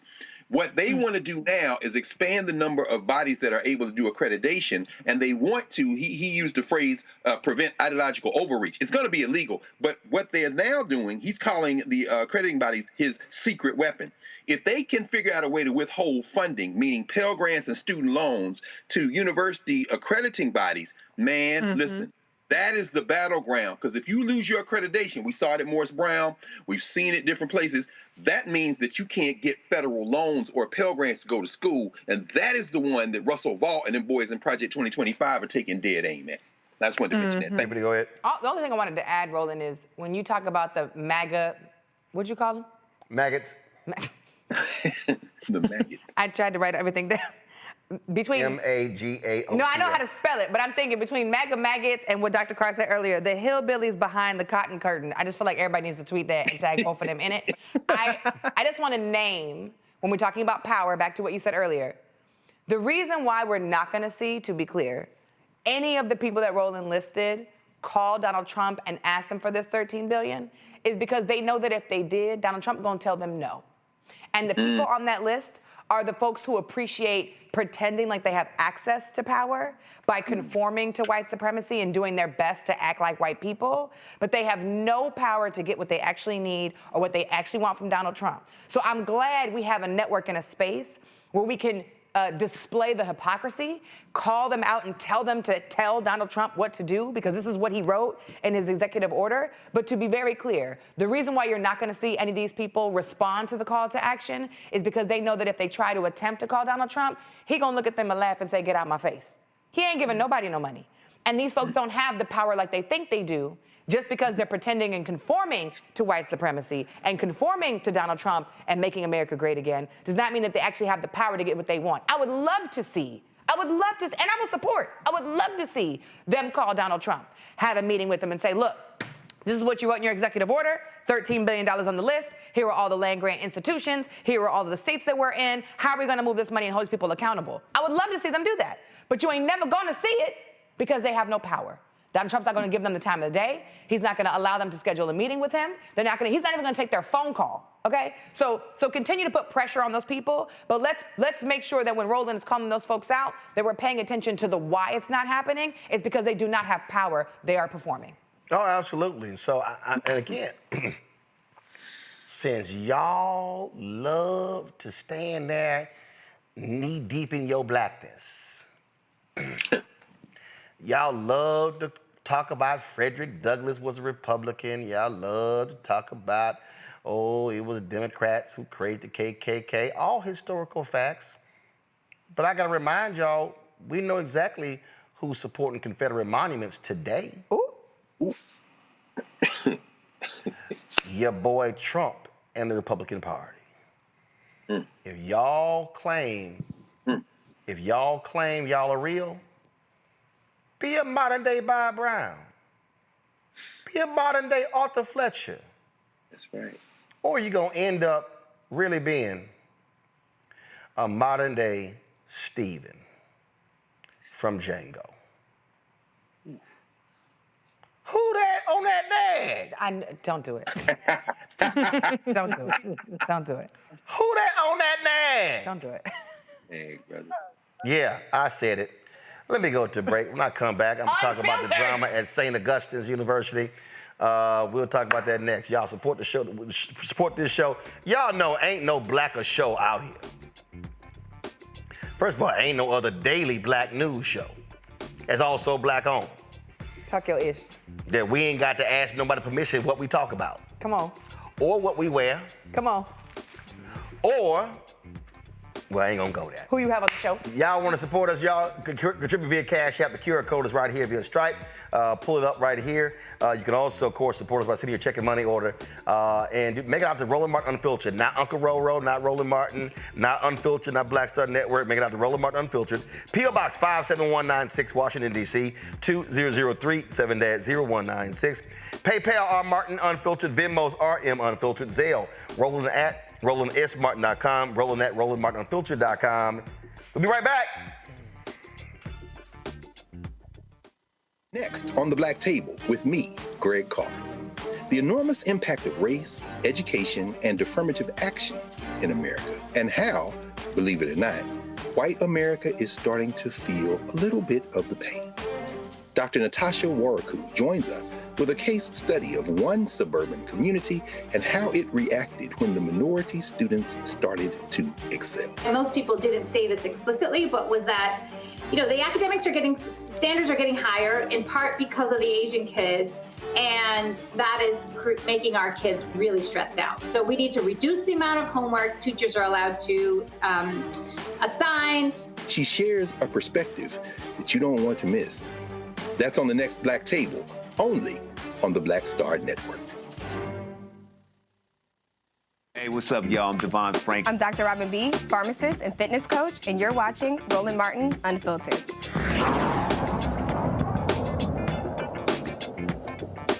All right, folks, remember we had our town hall in Raleigh for St. Augustine's University. This was April 11th, and you might remember that North Carolina State Representative Abe Jones, and he was on the panel, and I was asking him a series of questions, and City Council member from Raleigh, Corey Branch, was in the audience, and everybody was pointing out his audience. I'm like, come on up here. And I challenged them on political leaders needing to call a meeting with St. Aug leadership to talk about the drama and what the hell's going on in that school. In case y'all missed it, y'all know I'm real black. This actually happened. Attempted to have any conversations with this interim president and the board of trustees about what has happened and what their plan of action is? Yes, I have. And I've had a conversation.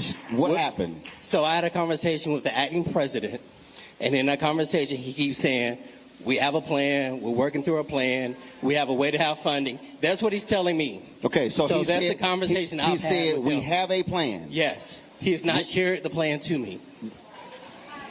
So how do you know there's an actual plan? How do I know about it? I don't, because he hasn't shared it to me, but I've had the conversation with him. Okay, so are you willing to join with the state rep, have a political delegation call for the interim trustees to literally come to your political delegation to explain how do we get here with documentation, and then also lay out to y'all what that plan is, because that campus being empty, let's walk this through. First, has an impact on the community when it comes to sales tax. It impacts the businesses around there. The condition of the university is now blight. So are you willing to do that in the next 10 days? I will meet with them tomorrow. I mean, I have no problem. Anyone knows I'm not hard to find. No. So yes, 10 days. I'm talking about. I meet tomorrow. Okay. Okay. I got this, y'all. So I'm not gonna say tomorrow, because I want you as the councilman, you as the state rep, the state senator, and whoever the county leader is. I want the four of those individuals. You can put the mayor if you want, but if not, that's fine. But the four to put that letter together and send it to that president and that board of regents, that board of trustees, and say, we are requesting that meeting, a face-to-face meeting with them to get all of those answers, because as the duly elected representatives of the people, since clearly they're not going to talk to the people, if they choose not to talk to y'all, then y'all really know how they feel. And if I can say, I've actually, their past chair of their board and their current chair, the 2 times I've interacted with them, I had to introduce myself to them, because they don't know who's in Raleigh is in leadership. Oh, no. Here. So they gonna know now. Yeah, they know now. But that's my point. No. That's my point.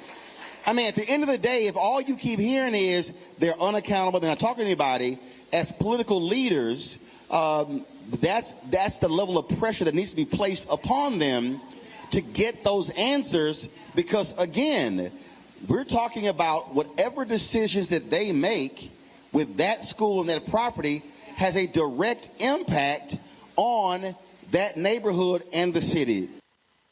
Well, guess what? I said in 10 days. It took them 13. They had a meeting today. It took place in the office of State Representative Abe Jones. The invitation-only meeting was between President Dr. Marcus H. Burgess.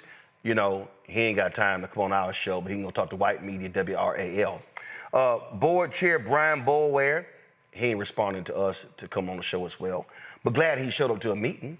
Board member Charlotte Clark Turpin, Representative Jones, Raleigh City Council member Corey Branch, community activist and select alumni. Now, Jones nor Branch was available to join us tonight. We're going to keep calling. To discuss what happened in today's meeting, we contacted St. Augustine for a statement about the meeting because they will never agree to appear on the show. They did not respond to our request. Y'all know we're going to email y'all every single day. And there'll be 26 students graduating from St. Augustine's unless they fail to pay the $164,000 in unpaid tuition, fees, and other expenses that could hinder them from receiving the diploma. The school is literally asking for donations to help these students pay off their debts.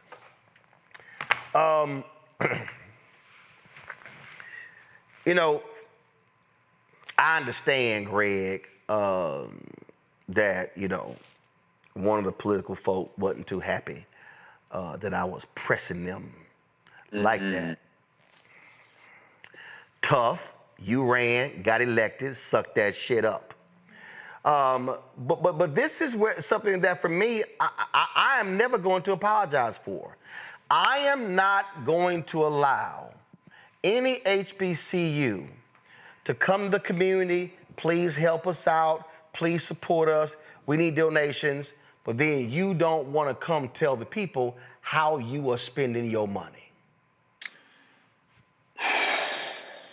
What can I say, brother? That is, that's one of the great challenges, the T word in HBCU culture. And I won't restrict it to HBCUs, but I went to an HBCU. I've worked at white schools and black schools, and I spent the last quarter century at Howard and traveling the country. Spent a lot of time at a lot of different HBCUs with a lot of my colleagues who are often alongside the staff, the least regarded when it comes to these issues, and that's the faculty.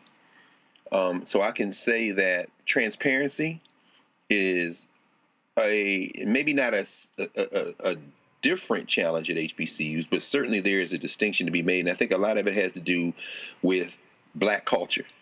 Regardless of how we want to define that broad and sometimes amorphous concept, and it can be distinct from each other depending on where we are. But there is a sense that there's this obligation on two fronts when it comes to black institutions.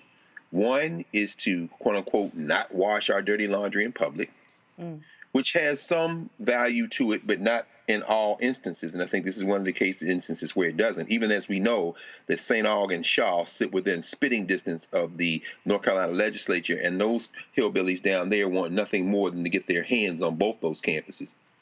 So that's one. And the second one is this idea that we should just trust authority, whether it be elders. In many ways, HBCUs are run like the black church. Whoever the pastor is, just shut up and follow and march in line, and we see how that works out. So you see that converging in a moment like this. And when you show up on a campus, what you bring is that air and that sunlight, and ultimately it creates short-term pain for those who are in it for the wrong reasons, selfish gains. They'd have made a side deal. Some white woman promised them a couple of tickets on a cruise, or maybe a ride on a Learjet, or maybe $5 worth of stock and whatever they're going to do at the campus once they take it over. Well, they're scared of as hell for you to show up, and they should be. But in this case, I think it's challenging on this front, finally. Now that it has been opened up, as you said earlier when we were talking about being involved and not just organizing, but mobilizing and then sustaining efforts, you know, what happens now that it has been opened up? Because clearly the forces that want that campus have not yet completely revealed themselves. And they are not the trustees. They are not the president and the current administration. They are those white, well-resourced forces that want that campus. Once you've opened it up, do they jump in and say, yeah, we need transparency, and why not? We ain't talking to you. We're not talking to you. And that's where everybody listening to this now has to jump down and get completely involved. Because I'm telling you right now, on the campus I work on at Howard University, they're holding their breath. You know why they're holding their breath? Because until and unless we all get involved and engage in surrounding and supporting these HBCUs, They feel like when they call you downtown, you got to dance on the head of a pin. And then people say, well, why y'all doing that? Hey. Transparency is going to be your only protection. So thanks for opening us up, Roland. I suspect this won't be the last HBCU campus you're invited to do the same thing. I just think, Tiffany, for me, it's very simple, and that is we had family and students and alumni saying, man, we can't get answers. After we did that, we had a pastor from Detroit who said he'd been trying to get answers to his $50,000 scholarship. Couldn't nobody give him answers. And guess what? After he came on our show, all of a sudden, he got an email from the president saying, hey, can we chat? And he couldn't get no call before. See, so all the folk who, see again, now the Burgess won't come meet with us, but guess what? I'm going to stay on your ass. Right. There's something that I want your followers to pay attention to. So we talked about mobilization, we talked about follow through, and we talked about power. Now I want to talk about direct ask, because what you just did in that town hall was really important. You said, where's the plan? He told me he has a plan. And you could have stopped there, but because you've been— Oh, hell no. I know, but this is, if people don't know what a direct ask is, it'll go over their head. You see what I'm saying? You say, where's the plan? Oh, you got it? Okay, cool. Well, what's his executive order mean? Oh, he just wrote he supports HBCUs? Oh, HBCUs? Okay, well, cool. first of all, Representative Abe Jones, we didn't show the first part. He was like, well, I can't meet by myself. I said, okay, all right, this is how I want you to meet with. Well, it can't just take me. Okay. And then they were like, I said, well, who's city councilman? They were like, he right here. I was like, are you the councilman? Come on up here. See, we ain't about to sit here and play this game. You can't. And people want to have performance events, performance conversations. People want to stay safe. They don't want to be held accountable. And not only that, it's important for people to pay attention to how you ask the question. You gave them a deadline. You told them who needs to be in the meeting. You told them what the outcome of the meeting needs to be. Let's be very clear. And you didn't just do it because you're a journalist, because anybody could do that. We watch Gary Chambers do that all the time at a city council meeting. By this day, or with this person, by this time, can you have these things? And so the direct ask is really important so we can get to the clarity. And last thing, there's a lot of people having conversations about what the problem is. And you have demonstrated, whether it's right or whether it's wrong, whether it's a good idea or whether it's it's going to help us win. You have an idea. Y'all need to gather and have a meeting, and then look what happens. The meeting actually took place. Now, 13 days is nothing to fuss at. That's fine. It happened, and it happened. But the follow-through needs to happen. And if they're not responding to you, they're not telling you what happened in the meeting, they're not telling you what the outcome of the meeting is going to be, what the next steps are, then we have a problem. But you asking the question directly and not just saying, do you have a plan, and then stopping and taking his word to say, yeah, we think we have a plan, it's fine, I haven't seen it, is almost like somebody saying, yeah, we got Santa Claus. I ain't never seen him, but we got Santa Claus. We have to be able to push people and ask the direct questions so people can give us direct answers so we can get what we want. Because see, here's the biggest thing for me. This is real basic for me, Reese. Don't come. See, I apply this to everybody. That's true. Anybody can do it. I apply it. Listen, my philosophy is real simple. If you do good, I'm going to talk about you. If you do bad, I'm going to talk about you. At the end of the day, I'm going to talk about you. And all I'm saying, the problem that I have, the biggest problem that I have is I cannot watch or let somebody come to us, woe is me, we need help, we trying to get our accreditation, can y'all make some donations? When somebody, listen, Tiffany, no? Oh, we trying to get these students from Florida A&M. How many? Lord have mercy. How much y'all trying to raise? He did that to me. She's like, well, we're gonna keep the conversation going. Dr. Carr had to pass me a note card and a pen so I could do some math on the paper. You sit over there and count. I'll come right back to you. See, this is real simple. And superseded the goal. Come on. I'm just saying, my deal is, this is not that complicated. Don't come to me and say, no, we need donate. How much? How much you need? Where did the last money go? Who's over the money? Who approved? See, we ain't doing all. This is my problem. Come on. And I heard this crap from Bethune-Cookman. And then they tried to get smart. That's right. I'm going to go old phrase. They tried to get smarty-yard. Never heard that. It's a smarty odd. Watch the Chris Rock Bring the Pain special. You see what I'm talking about. Greg know what I'm talking about. Oh, you one of them smarty odd brothers. Yep, I'm a smarty odd brother. That's what I am. And I sat there and I was like, they were like, well, since you got all these questions, why don't you come to campus? Which day? I've been waiting for you to invite me. All you had to say Then they went, tell me to come. he coming. Yep. Then we picked the day. Then we found a location. Then the Bethune-Cookman people pressured the church to cancel the town hall at their church. Y'all thought I wasn't gonna find a second church? Ooh. Found a second church. And the students told me, they like, ooh, they've been cleaning up shit. They've been painting. They've been cutting stuff. No, they yeah, sure did. The students didn't tell you that. What does that Ida B. Wells sign say over there on the other side of my studio? Here, go ahead and show that sign. I told y'all, what does that sign say? I keep telling y'all people, we are not playing with y'all. If y'all want to sit here and play games, we ain't playing with y'all. That sign is real, that art piece is real clear. Can I get a shot of this art piece, please? Thank you very much. It says, the way to right wrongs is to turn the light of truth upon them. And Reese, I'm telling you, telling you right now, Reese, to the board members and the president, the interim president, keep ignoring my calls. Do not be shocked if I show up at your house. Pull up. Yeah, well, one thing about you, Roland, you're going to put your money where your mouth is, and at least you're asking questions, you're making the ask in a way that's constructive.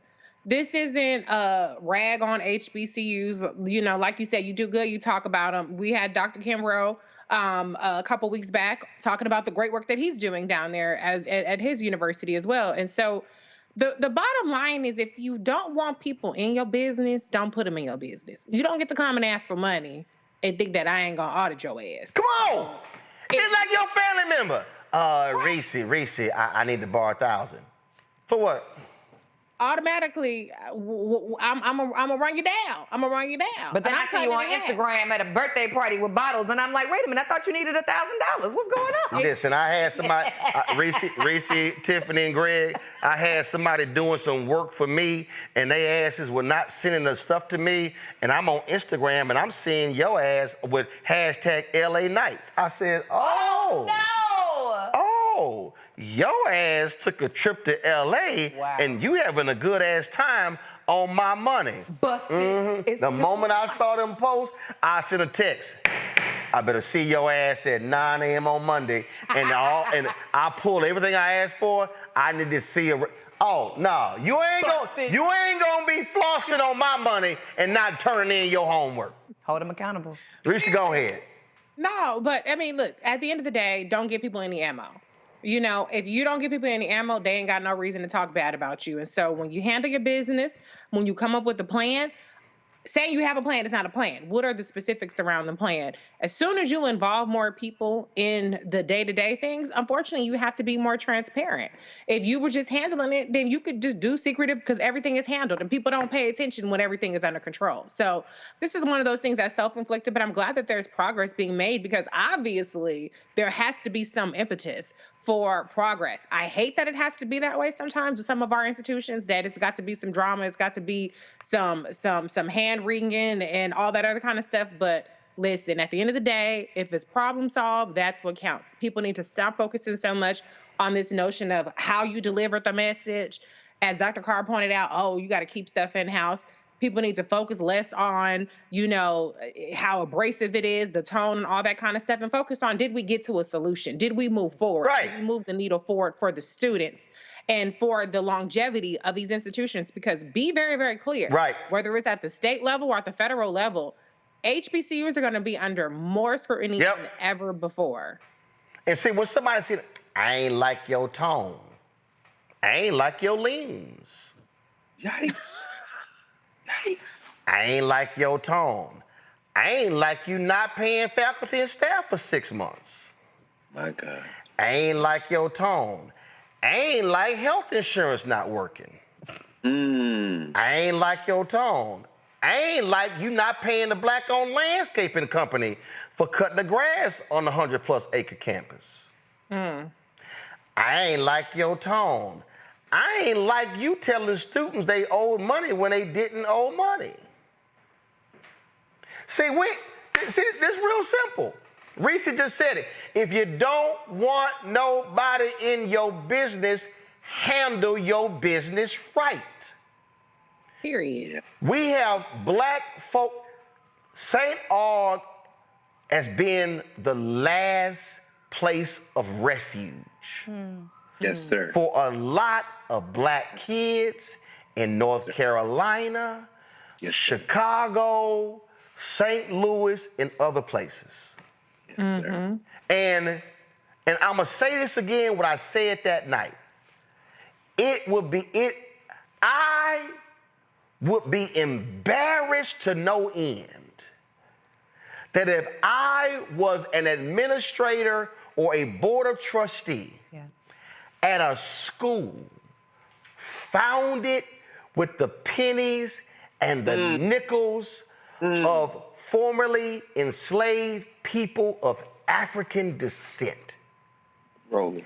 If those black warriors, mamas and daddies, and sharecropping and picking cotton and selling fruit and the black tax 65, 70%, eating beans, one piece of meat in a bowl, and they survived Reconstruction, 92 years of Jim Crow, all of that. My God. And for your ass to get to 2025 and the school has lost accreditation and you owe millions of dollars and you out here signing deals with interest rates, predatory interest rates of 24 and 25% when you got a white man sitting right there in North Carolina over a $5 billion fund who was going to give you a loan at a lower interest rate, and your ego says, how dare you say that the board chair and board members need to leave in order for me to give the loan. That ain't no different when I looked at my now deceased sister's then husband. I said, if I'm gonna be sit here and pay the bills of my sister and my 4 nieces, you could take your punk ass out of this apartment because I'm not gonna pay for the AC and the lights and the food, and you lay your sorry ass up here and you ain't paying nothing. Oh yeah, no. My wife, I left the family breakfast, went to the apartment, my wife started praying. R.I.P. She knew where I went. She started praying. That's a praying woman. She said, oh, I know where he went. She started getting bail money. Yep. It's the same thing. If I gotta bail your ass out, then your sorry ass gotta go. That's literally what he said to Brian Boulware, the board chair. Cause your ass ain't figured this out. And hell, I done pulled up so much information on Boulware on how many businesses that he had that he now don't have, and the stuff that he lost. If you can't take care of your own personal finances, how the hell are you gonna take care of St. Aug? See, I done told y'all, don't. I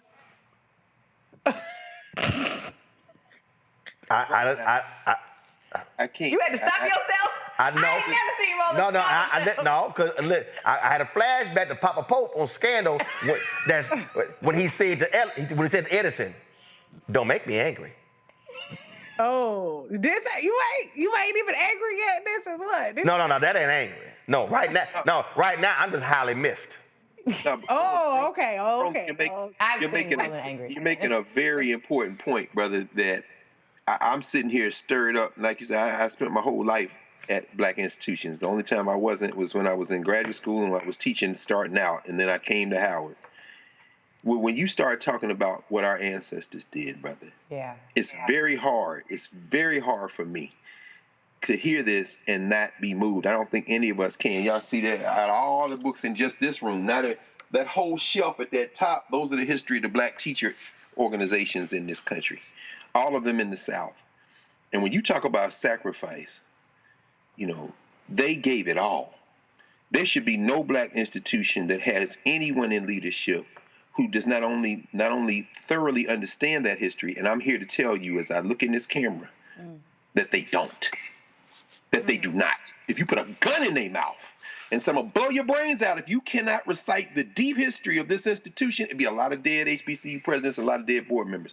But that having been said, when you don't understand the sacrifice, and an elder said this to me maybe about 5 years ago about the nature of HBCU boards.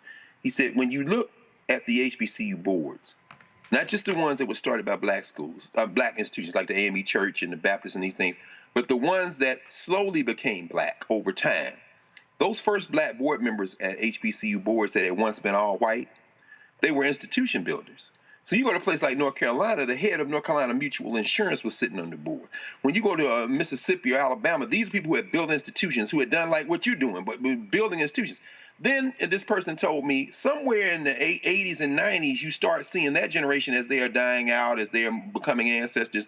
The people who start coming on those boards are employees. The first Negro to work here, the senior vice president Negro here. And it doesn't those institutions, but they think differently. It's different when you've built something than when you're an employee. And so now their desires for the institution, they still want black people to do it, and they will sacrifice it. But what they think about it's in terms of employability. Well, we need to cut this from this program, or we need to move here. What jobs are in there? All important conversations, but they don't have the commitment in the same way. And now where we are finally at this moment, we got people who should be nowhere near boards of trustees. Boom. We got people who should be nowhere near academic leadership at academic institutions who say, we got to run this like a business. Yes, there's a business dimension of it, and that's very important, but you're not an educator. We're at a crisis now with our black institutions, Roland, and I'm going to be quiet now, brother, because when you stir up those ancestors, brother, I tell you, man, it makes me to the point where I need to stop talking, because that's too much, brother. No, it's not. It's exactly what we need to hear. Don't stop talking like that. Yeah, that's why when I walked on that campus and I was like, man, ain't nobody here. Like, I mean, Carol said the students weren't on campus. I mean, you hear that. Sure. It was deserted. Wow. And then how you sitting here charging folk full freight? I done told y'all. That's how I felt about a lot of the campuses that charge full tuition during the pandemic. I'm trying to listen. This is about full accountability. That's all. This is full accountability. And so folk want to sit here and again play these games. That ain't what I do. And I look. We didn't have to go down there. We didn't have to spend money to have this town hall. And Reese, you're right. And y'all turn the audio of my iPad up. And I'm telling y'all, the reason I froze, I'm telling you, Joe Morton came right into my head. And I remember this scene right here. Oh, Lord. Don't make me angry. That's what I thought. Look at the fear on his face, though. That's all I'm saying. Look at the fear. That's all I'm saying. You see how stuck he is? That's Norm Lewis. Just all I'm saying. How do you do it? Say it again. Don't make me angry. Just like that. With the pause afterwards. Then you know. Listen, that's what parents look like when they tell their kid, hey, cut it out. Hey, That's exactly what it looked like. Listen, we gonna close the show out, but I gotta give y'all his last story. I told Kara this story last night. So first of all, tomorrow is my daddy's 78th birthday. Happy birthday, Daddy. So we're having a party in Houston on Saturday. True ass story. So I need y'all to understand, this ain't me. This ain't me. You model what you see. So, depending on what your role, you model. So, I'm a high school senior, and I'm working at Slave in Hell. Uh-oh. Also known as Steak and Ale. Oh. So, that's my family. We call it Slave in Hell. Only people fast food know what you just did, Roland. Anybody ever worked fast food got another name for the place. Oh, yeah. So I'm only working at Slave in Hell to make enough money to get my high school class ring. That's the only reason I'm working there. Okay. So we had already made enough money, so fine, we pick up some extra. So it was Thanksgiving. So we were gonna travel to Kansas City for my grandmother and our relatives there. Now my dad was like, no, your ass ain't staying at home just to work as slave in hell. So I went to a coworker and said, hey, can we swap, whatever? And the coworker agreed. So I get back, I roll up to slave in hell to look at the schedule. Homeboy pops out. He's like, oh no, you got fired. Because the person didn't do this, so yeah, you got fired. And I was like, shit, I'm good. I already got the money. I already made enough money for Marines, so yeah, all right. I will get my last check. Now, you got to come back next week. So I now know it's really about to be a problem. So I walk outside, tap on the window. They ain't gonna get my check. This engine, shit. Yeah. Shit. Turn the ignition. Y'all, this is 100% true story, y'all. We all know what that means. This is 100% true story. We all know what that means. Yes, ma'am. This is 100% true story. He turned the engine on. Because he thought she was going to be quick, so the engine was still running. He thought she was going to go in there and get it, come back. He get out. So my dad got his jeans, he got a cowboy boots on, and he got a cowboy hat. Reginald Martin Sr. So he walk in, you walk in, see the hostess, she got a blaze on. I'm crying. You the manager? He took his hat off? This the look. Oh, Lord. You the manager? Death stare. She's like, no. No. No. No, sir. No, sir. Let me go get the manager. So and out of your way. so she go get the manager. He walks out. Hi, what got? Henry, you going to zoom that camera out? Y'all, I ain't no actor. I gotta act this out. He pops out. What can I do for you? I'm crying. No! Y'all, I'm not lying, y'all. I understand you won't give my son his check. Not even looking at him. I'm gonna need you to give my son his check. Oh, not the side look. Homeboy. We'll be right back. I'm gonna go get the check. I'll be right back. Yeah, exactly. Yeah. No. It gets better. It's one more. So he comes out with the check. Mm-hmm. Tiffany over here crying. I really am. He comes out with the check, reaches out and hands the check. Take this envelope. I want you to reach out and hand it to me. You know, my dad went.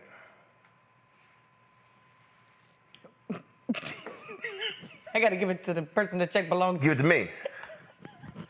Hand me a check. Put the hat back on. He walks out. Y'all, straight ass. Didn't even say thank you, just walked out. No goodbye, no thank you. No, nothing. So I'ma need. That's like an old cowboy movie. That's crazy. So I'ma need any of y'all who are wondering how I roll. Yes, sir. Now y'all know. The apple don't fall from the tree. I just want y'all to know. Oh my God, that was funny as hell. I just want y'all to know. That was funny. I just want y'all to know. Y'all, that's straight as 100%. How much was the check? Shit, girl, I don't know. I think probably don't matter. Like $132 or something. It wasn't even. It wasn't. I mean, it was like 2-3 weeks worth. Like 2-3 weeks worth of work or something. I don't know. Man, that was. Because he'd have been going to the cash register. Hey. Listen. Yeah. Straight up. The rotation of the cowboy hat, though. Straight up. Right. And y'all gotta understand. I'm standing here looking at the white manager going. Oh, you in trouble, baby. I'm like, you about to have a problem. See what I'm saying? And then I'm saying, I'ma leave this Negro alone. Yes, sir. That ain't happening. Yeah, So that's the minute he stopped twirling that hat, he was gonna do something else with that right hand. That's Didn't he look? No, didn't even look up. Hurry and up. my man handshake, and he went.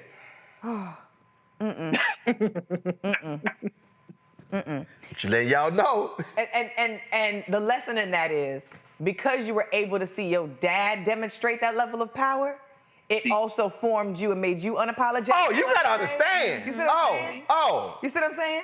So all 250,000 people watching you, whether it's in one show or whether it's over a span of time, get that courage, that courage. No, I ain't. Y'all got. Listen, I'm gonna need y'all. Your daddy was really the one interviewing at that town hall. That wasn't really even. Yeah, that wasn't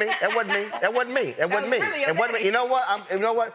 This is how. Happy birthday, Dad. This is how I'm gonna put a bow. Come on this show. How we started the show. Mm-hmm. This right here is gonna encapsulate all of this when you understand how you when you are active and involved. Come on. How you use that to get what you need. Come on. Some freshmen at Texas A&M, brother's a sophomore. My sister goes to a high school for help freshmen in Houston. Small school. You gotta have a 3.0 to get in. She takes the SAT, I don't know, she did 1,400, I don't know what the hell it was. But because she wasn't top 10%, wasn't high enough. So she applies, she gets denied. So Gail, I remember, his name was Gail T. Wood. He sat all admissions letters. I go meet with Gail T. Wood. Now I need y'all to hear, I was a freshman in high school. No, freshman in college. I was freshman in college. Freshman in college, but you just got there. No, but even though I was a freshman, when I was in the 8th grade, we took over a whole organization. And I tell y'all, I've been a little different. So this is what happened. I go there, I sit down with Gail T. Wood. It's the deal. This is my sister. Blah blah blah blah blah. He's like, well, she made the cut. She can apply next year. First of all, I didn't particularly appreciate that tone. Right. And he didn't fully factor in everything that I said. So, being who I am, y'all, this is absolutely no, I'm not elaborating, I'm adding stuff. I literally said, who your boss? Oh. He went, excuse me? I said, who's your boss? Well, my boss is the associate provost. I don't know what the hell he said. I went, where's your boss's office? Wow. He went, oh, his office in the Coke building. Thank you very much. I got up. Because I don't need to talk to you no more. Nope, I'm done with your ass. You can't give me what I want. You can't give me what I want. I'm going on to the man above you.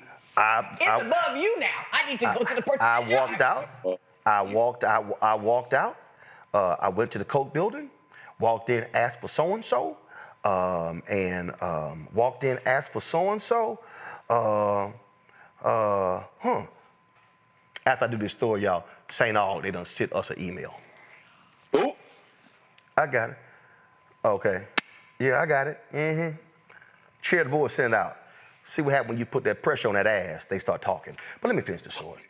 So I go to the Coke. Real results. I go to the Coke building, sit down, ask for so-and-so. Secretary come out. I said, here's the deal. I'm so-and-so. My brother's a sophomore. My sister applied. Here's the whole deal. She didn't get in. I said, yeah, we would like for her to be reconsidered and admitted. So then when she finished, she said, she took my information down. Mr. Martin, thank you very much. But then I get up and I said, when I went home, Mama and Daddy, I need y'all. Y'all been working all these damn political campaigns. Y'all been working phone banks. Y'all been putting up signs. I said, I need you to call State Senator Gallegos. I need you to call State Representative Al Luna. That's who was over where we live, neighborhood. They were state reps. I need you to have them send a letter to the president of Texas A&M today asking that their constituent be admitted to Texas A&M. I said, now, there are 31 state senators in Texas. They need Gallegos' vote for any school funding. I need y'all to do this. I need that. You told your parents to do this? Mom and Daddy will tell you this. I said, I need y'all to do this today. I said, I need that letter arriving in the president's office today. Next day, my ass sleep at 9 a.m. My phone ring. It was a homegirl. She said, Mr. Martin, your sister's been admitted to Texas A&M. I went, thank you very much, hung the phone up, and I was like, called home, I was like, now we need to get her some scholarship money. Got that too. You couldn't just stop at the admissions? Hell no. You got what you wanted. No, I didn't. Chill out. No. That money. And you went and got admission money. No. Scholarship no. money. See, I'm telling you, no. See, that's a mistake. See, now. Yeah, because they stop at that. Now I need people. No, because see, you got to get everything you want. Yeah. See, I ain't come here for half. No, I need everything I want. I need admissions. Dr. Carr, what did Fannie Lou Hamer say when she got to the DNC? The Democratic Party, she said we ain't come here for no 2 seats? No, I need. We want the whole thing. No, I need admissions. I need money. 2 seats ain't enough. I need all of that. Now, I need everybody who's watching and listening to understand what I just said for you. Wow. Mama and daddy put in the work on the front end to work the campaign. That's right. Mama and daddy, they knew who they were when they called. That's power. And both of them did not want to piss off mama and daddy. That's power. Because you did not want to piss them off because they may not work for you, they may work against you. That's power. So I need people out there watching and listening. Come on. Who you think, and let me be real clear, and this is no shit, mom and daddy did not go to college. Mom and daddy were high school graduates, but they worked in the community. They had jobs, took care of their families, but they cared about the community. They weren't rich. They were not donors. They were workers. So too many of us, we don't understand power. We don't understand leverage and influence. And so because of their work, they were then able to make the call. And the political folk responded. Now, because I knew, remember I'm always talking about connecting the dots? I knew how the dots were connected. That's how that thing happened. Come on. See, and so then when Tiffany just said, y'all need to turn my iPad audio up. When Tiffany said, well, that's all? You wanted else? What was that scene from Malcolm X? Let me go to the iPad. Y'all turn, I done told y'all to be ready. I tell you, turn the audio up. Here we go, listen. All right, break it up. You got what you wanted. No, I'm not satisfied. All right, break it up. You got what you wanted. No, I'm not satisfied. I wasn't satisfied. Come on. And that's where a lot of us make the mistake. We get satisfied with a crumb and it ain't a meal. Right. So let me go ahead and read what was sent to us. This was a statement that was... You're not going to say hi since they watching? Go ahead. Yes. Hey, say all. How y'all doing? Say it again. Oh, no, it's not. There's no... Oh, let's see if this is it. Since... And let me be real clear, y'all. The only reason the board president he sent this out is because we had that town hall. He was not responsive to the community. He was not responsive to the alumni, and he was not responsive to the parents. And so this thing is dated April 24th, and the only reason this went out is because they had that meeting with the political leaders, which I called on them to do. So this is a statement from St. Augustine University's Board of Trustees Chairman Brian Boulware. In light of the misinformation circulating through social media platforms, public forums, and recent media appearances, including the town hall hosted by Roland Martin, it is time to address these claims directly and restore clarity to the public narrative surrounding St. Augustine's University. Full stop. You were invited to the town hall. The president was invited to the town hall. Y'all were invited to this show. Y'all declined to come on this show. Y'all declined to come to the town hall. So don't you dare say there was misinformation that was spread when you and the interim president and every board member had an opportunity to speak truth about what was going on, but y'all declined to do so. I'll continue. The St. Augustine's University Board of Trustees has intentionally maintained silence in recent months, not out of avoidance, but out of a sense of responsibility. By choosing restraint over rhetoric, Our silence was not indifference, it was strategy. We have focused on repairing broken systems, restoring operational integrity, and navigating sensitive financial and legal matters that require discretion rather than debate. Our priority has been to secure funding, stabilize operations, and ensure the long-term survival of this historic institution. Allow me to pause. The reason, Chairman Boulware, why this is some bullshit is because when Benedict was facing accreditation issues, the president came on this show. When Barbara Scotia, when they were facing accreditation issues, they came on this show. When Morris Brown leadership was facing issues, they came on the Tom Joyner Morning Show and they talked to the public about what was going on. At Talladega, when they had the issues with the president leaving, and when my frat brother came in there, Walter Kimbrough, not before they came on this show, he and the board chair had a live stream the previous week where they answered the questions directly for more than an hour from the news media and the public. They had financial issues. They made cutbacks, but they did not run. They did not hide. They did not sit here and be silent. They chose to speak up. But see, you didn't do that. You didn't show any leadership. And let's be real clear. The only reason you sent this out today is because we put the pressure on your ass to actually do it. Yes, sir. The current challenges facing St. Augustine University did not arise overnight. They are the cumulative result of a decade of administrative negligence, financial mismanagement, and a lack of accountability. The facts are as follows. Carol, pull up and let me know, when did Boulware join the Board of Trustees? Pull up how long he's been on the Board of Trustees. Because when somebody says there's been negligence for a decade, I want to know how long you've been on that board. You better hope it's not 10 years. Let me know when you have it. In 2012, university leadership took a $6 million loan against the university's $13 million endowment. No payments were made on that loan for 7 years, causing the total to balloon with interest and fees.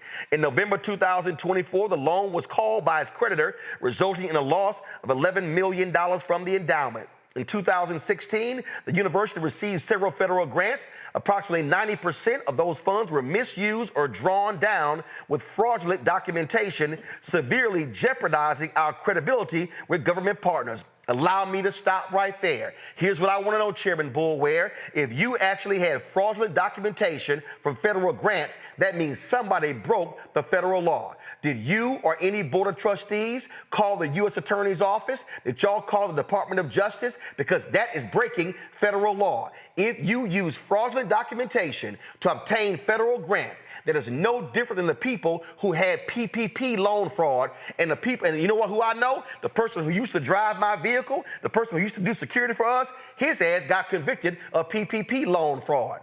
And after I got rid of him, when I found out he was using my vehicle for private use. Whoa. Oh, yeah, see, I ain't got a problem going there. So when you say that happened, I want to know, was anybody indicted or charged with that? 2022 to 2026. Okay, so here we go. So, all right, 2018, administrative staff coordinated with a vendor to manipulate financial records to falsify financial statements presented to the crediting body, SAC-COC. Were any of those people turned into authorities? Were any of those people charged or indicted? That's all I want to know. In 2000, and during the COVID-19 pandemic, the university received millions of dollars in federal relief funds. No, you received $35 million in federal relief funds. I got the spreadsheet.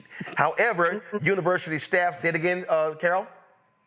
Gotcha. So that's when he joined the board. Boy, you joined the board in 2018. Said during the COVID-19 pandemic, that was 2020 and 2021, the university received millions of dollars in federal relief funds. However, university staff wired a significant portion to unknown sources, and we referred the matter to the North Carolina State Bureau of Investigation, where we await further action. I'm sorry, help me out. COVID was in 2020. This is 2025. Are you meaning to tell me that that took place 5 years later? Here's what I want to know. Here's what your statement does not state, Boulware. You said we referred the matter to the North Carolina State Bureau of Investigation. When? What year? How many people? You say where we await further action. I'm gonna tell you what's gonna happen. We're gonna call them on tomorrow to find out what's the state of this investigation. No audits were completed from 2020 to 2024. I'm sorry. Again, Carol, can you please tell me when Brian Boulware joined the Board of Trustees of St. Augustine's? You joined she tells me that, Brian, that you joined the Board of Trustees in 2019. The first responsibility of any member of a Board of Trustees or a Board of Governors or a Board of Directors is the financial responsibility. You are the stewards of the money. So you said between 2022 and 2020, no audits were completed from 2020 to 2024. The administration relied on pandemic-related waivers as an excuse, which masked the continued submission of inaccurate financial data. I'm sorry, how could you be on the Board of Trustees when no audits were performed? If Roland Martin is on the Board of Trustees, I'm sitting here going, when is the audit? I'm not accepting excuses. Not for no 5 damn years. No, bruh. You got to accept some responsibility for your lack of oversight.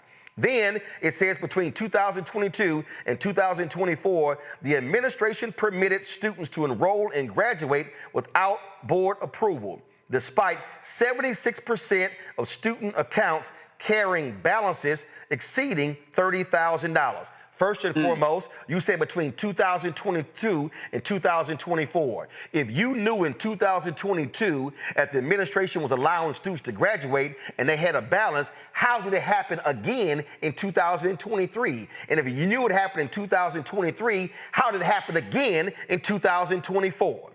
It says here, for 2020 to 2023, the administration did not pay any payroll taxes to the IRS. Despite meeting in person with the IRS during this time, the administration failed to notify the board of its critical liability information we discovered upon the termination of the previous president. I'm still not understanding this whole deal. If you are a member of the Board of Trustees and then you are seeing the documentation right here from the university, did you not have somebody double checking it? Is there a treasurer on the board? If you were sitting on the board, how could you allow, this is 2020, 2021, 2022, 2023, where they did not pay payroll taxes. That's 4 years.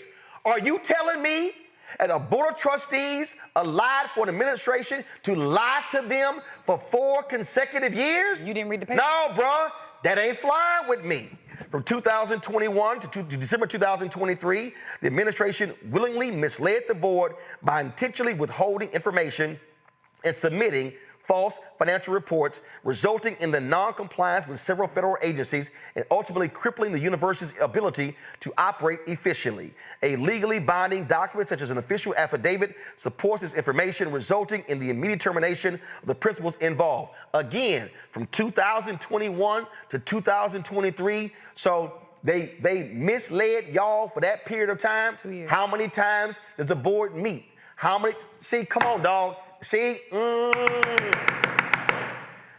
These issues are not allegations, they are documented realities. They represent a betrayal of public trust and a failure in leadership that has left the current board and administration to do the hard work of repair. There's plenty of blame, and many individuals who now attempt to shift blame to the current board were either silent or complicit in the past. At the same time, they held positions of power as their administration made those decisions. I still want to know how many members of the current board were sitting on the board when these things happened going back to 2012. If you are a current board member and any of this malfeasance happened while you were on the board, you should be resigning because you were not doing your job. You can't say, oh, they withheld documents from me. Nuh-uh, Reese, tell them what your background is. Finance, business economics, and accounting. So this is real basic. If you had board members who actually had a resume like Reese's, they would have quickly picked up on this malfeasance. So the letter says, it's critical to note that I did not join the Board of Trustees until 2019 and was elected chairman in 2024 after most of these failures had already occurred. I'm sorry, Brian, I just read your own damn letter. You said you joined the board in 2019, elected chairman in 2024 after most of these failures had already occurred. Here's the problem I have, Brian. I am a 3-time board member of the National Association of Black Journalists. I am running again, and I'm filing paperwork by Monday for Vice President Digital. Yeah, I'm coming for some current folk. And here's what I know. If I, as a member of the Board of Trustees, if there was some financial irregularities happening with the NABJ, I, as a member of the Board of Trustees, am responsible because I was not handling my duty. You can't sit here in a letter and say, I joined in 2019, became chairman in 2024, and in the same letter, you say no audits were done. Well, first of all, you can't say during the COVID-19 pandemic, significant portions of money, unknown sources. You were on the board. COVID didn't happen until 2020. No audits completed 2020 and 2024. You were on the board. Between 2022 and 2024, administration allowed people to graduate, hadn't paid their money. You were on the board. Come on, Doc. Where is your accountability in your own letter? Nowhere in here do you accept your responsibility. In fact, you actually lie. You literally say, it is critical to note that I did not join the Board of Trustees until 2019 and was elected chairman in 2024 after most of these failures had already occurred. Your own letter says that's a lie. Furthermore, over 70% of the current board members have only served within the last 18 months. Okay, let's do the math. Today is April 24th, 2025. That means if I go back 18 months, then a year from now it's April 2024, which means 18 months is October 2023. So why do I see things that happen in 2023 and 2024, meaning these irregularities happen when most of these board members were on the Board of Trustees? We were not present when the damage was done. We have accepted the responsibility of leading the recovery. Your own letter shows that is an absolute lie. You were present. You were present for 5 years. Bruh, I read your own words. I don't know you personally, but you can't put it in your own words and then say we were not present. We includes you. It ain't we. Nevertheless, our focus is not on finger pointing, it is on rebuilding. Then it goes in the spirit of the board in that spirit, the board and our interim president has taken unprecedented steps to reverse years of decline in less than 18 months and goes through all this sort of stuff. We understand the anger, fear, and frustration many of our community feel, blah, blah, blah, blah, blah. The board is fully committed to the future of St. Augustus University, to its students, faculty, staff, and alumni, blah, blah, blah, blah, blah. That's all great. I read most of the letter, but this is very simple. You were there. It happened on your watch. And when it happens on your watch and you didn't know, this is when you do the right thing and say, clearly, the board needs a new board chair. That's what leaders do. If this level of malfeasance and financial impropriety happened on a board of trustees, and I was on that board, and I didn't know, and I wasn't aware, and it led to these issues, I could not look the membership in their faces and say, I'm gonna be the one to help get us out of that problem. Not when you were blind when it happened. And what this tells me is that you did not have the full capacity to understand your role as a member of the Board of Trustees if you could not properly discern what was going on in the administration. This is not leadership. I know you thought releasing this letter somehow you thought was showing leadership. Actually, what you did, you actually exposed that it happened under your watch. Brian Boulware, you should do the responsible thing and resign, not only as chairman of the Board of Trustees of St. Augustine University, you should resign from the board altogether. And any board member that was on that board when any of this happened, at any period of time, they should all resign. The only way this situation gets resolved fully fairly and honestly is that the entire current board leaves. Your own statement exposes your lack of awareness and proper governance. It's time to go for the benefit of St. Augustine University, its students, its faculty, its staff, its alumni, for Raleigh, state of North Carolina, and for HBCUs in this country. This is your own personal failure. Tiffany, Reese, Greg, thanks for being on today's show. We went long, but we appreciate it. Folks, appreciate it. Thanks for having me. If y'all want to support what we do here, Roland Martin Unfiltered, y'all see how we roll. You see how we roll. We make no excuses. Join our Bring the Funk fan club. Use the QR code for Cash App contributions. It's right here. You're listening. Go to blackstarnetwork.com. Make a check and money order out to Roland Martin Unfiltered. Send it to P.O. Box 57196, Washington, D.C. 20037-0196. PayPal is R Martin Unfiltered. Venmo is RM Unfiltered. Zelle, Roland at RolandSMartin.com. Roland at RolandMartinUnfiltered.com. Download the Black Star Network app, Apple phone, Android phone, Apple TV, Android TV, Roku, Amazon Fire TV, Xbox One, Samsung Smart TV. Be sure to get a copy of my book, White Fear, How the Browning of America is Making White Folks Lose Their Minds, available at bookstores nationwide. Be sure to get our Roland Martin Unfiltered Black Star Network gear, hats, t-shirts, mugs, of course, our new shirts. Go to rolandmartin.creator-spring.com. The QR code is there. Or go to the blackstarnetwork.com. Also, folks, be sure to download the app, Fanbase. If you want to invest in Fanbase, go to startengine.com/Fanbase. And let me also shout out, I'm going to be in Houston tomorrow. I'm speaking tomorrow night at an event there of some community organizers. My man, Freddie Haynes, is going to be one of the speakers, but I'm also going to be the keynote speaker. So I'm looking forward to being there. And so I hope y'all could, if you're in Houston, you can join us. Y'all know we're going to do what we do. And I got a word for the folk who are going to be there. And y'all know I ain't going to hold back at all because I wasn't raised to hold back. All right, so here it is. Let me pull up right here, and then we out of here because I'm late for dinner. I know I got a dinner appointment. I'm late. It's been that way. I've been busy all day. Here we go right here. Folks, I'm going to be at the Bell Tower on 34th. Go to championsofchangegala.com. championsofchangegala.com for tickets. QR codes there as well. Folks, that's it. I'll see you tomorrow from my hometown of H-Town on my dad's 78th birthday. Until then. Holla! Network is here.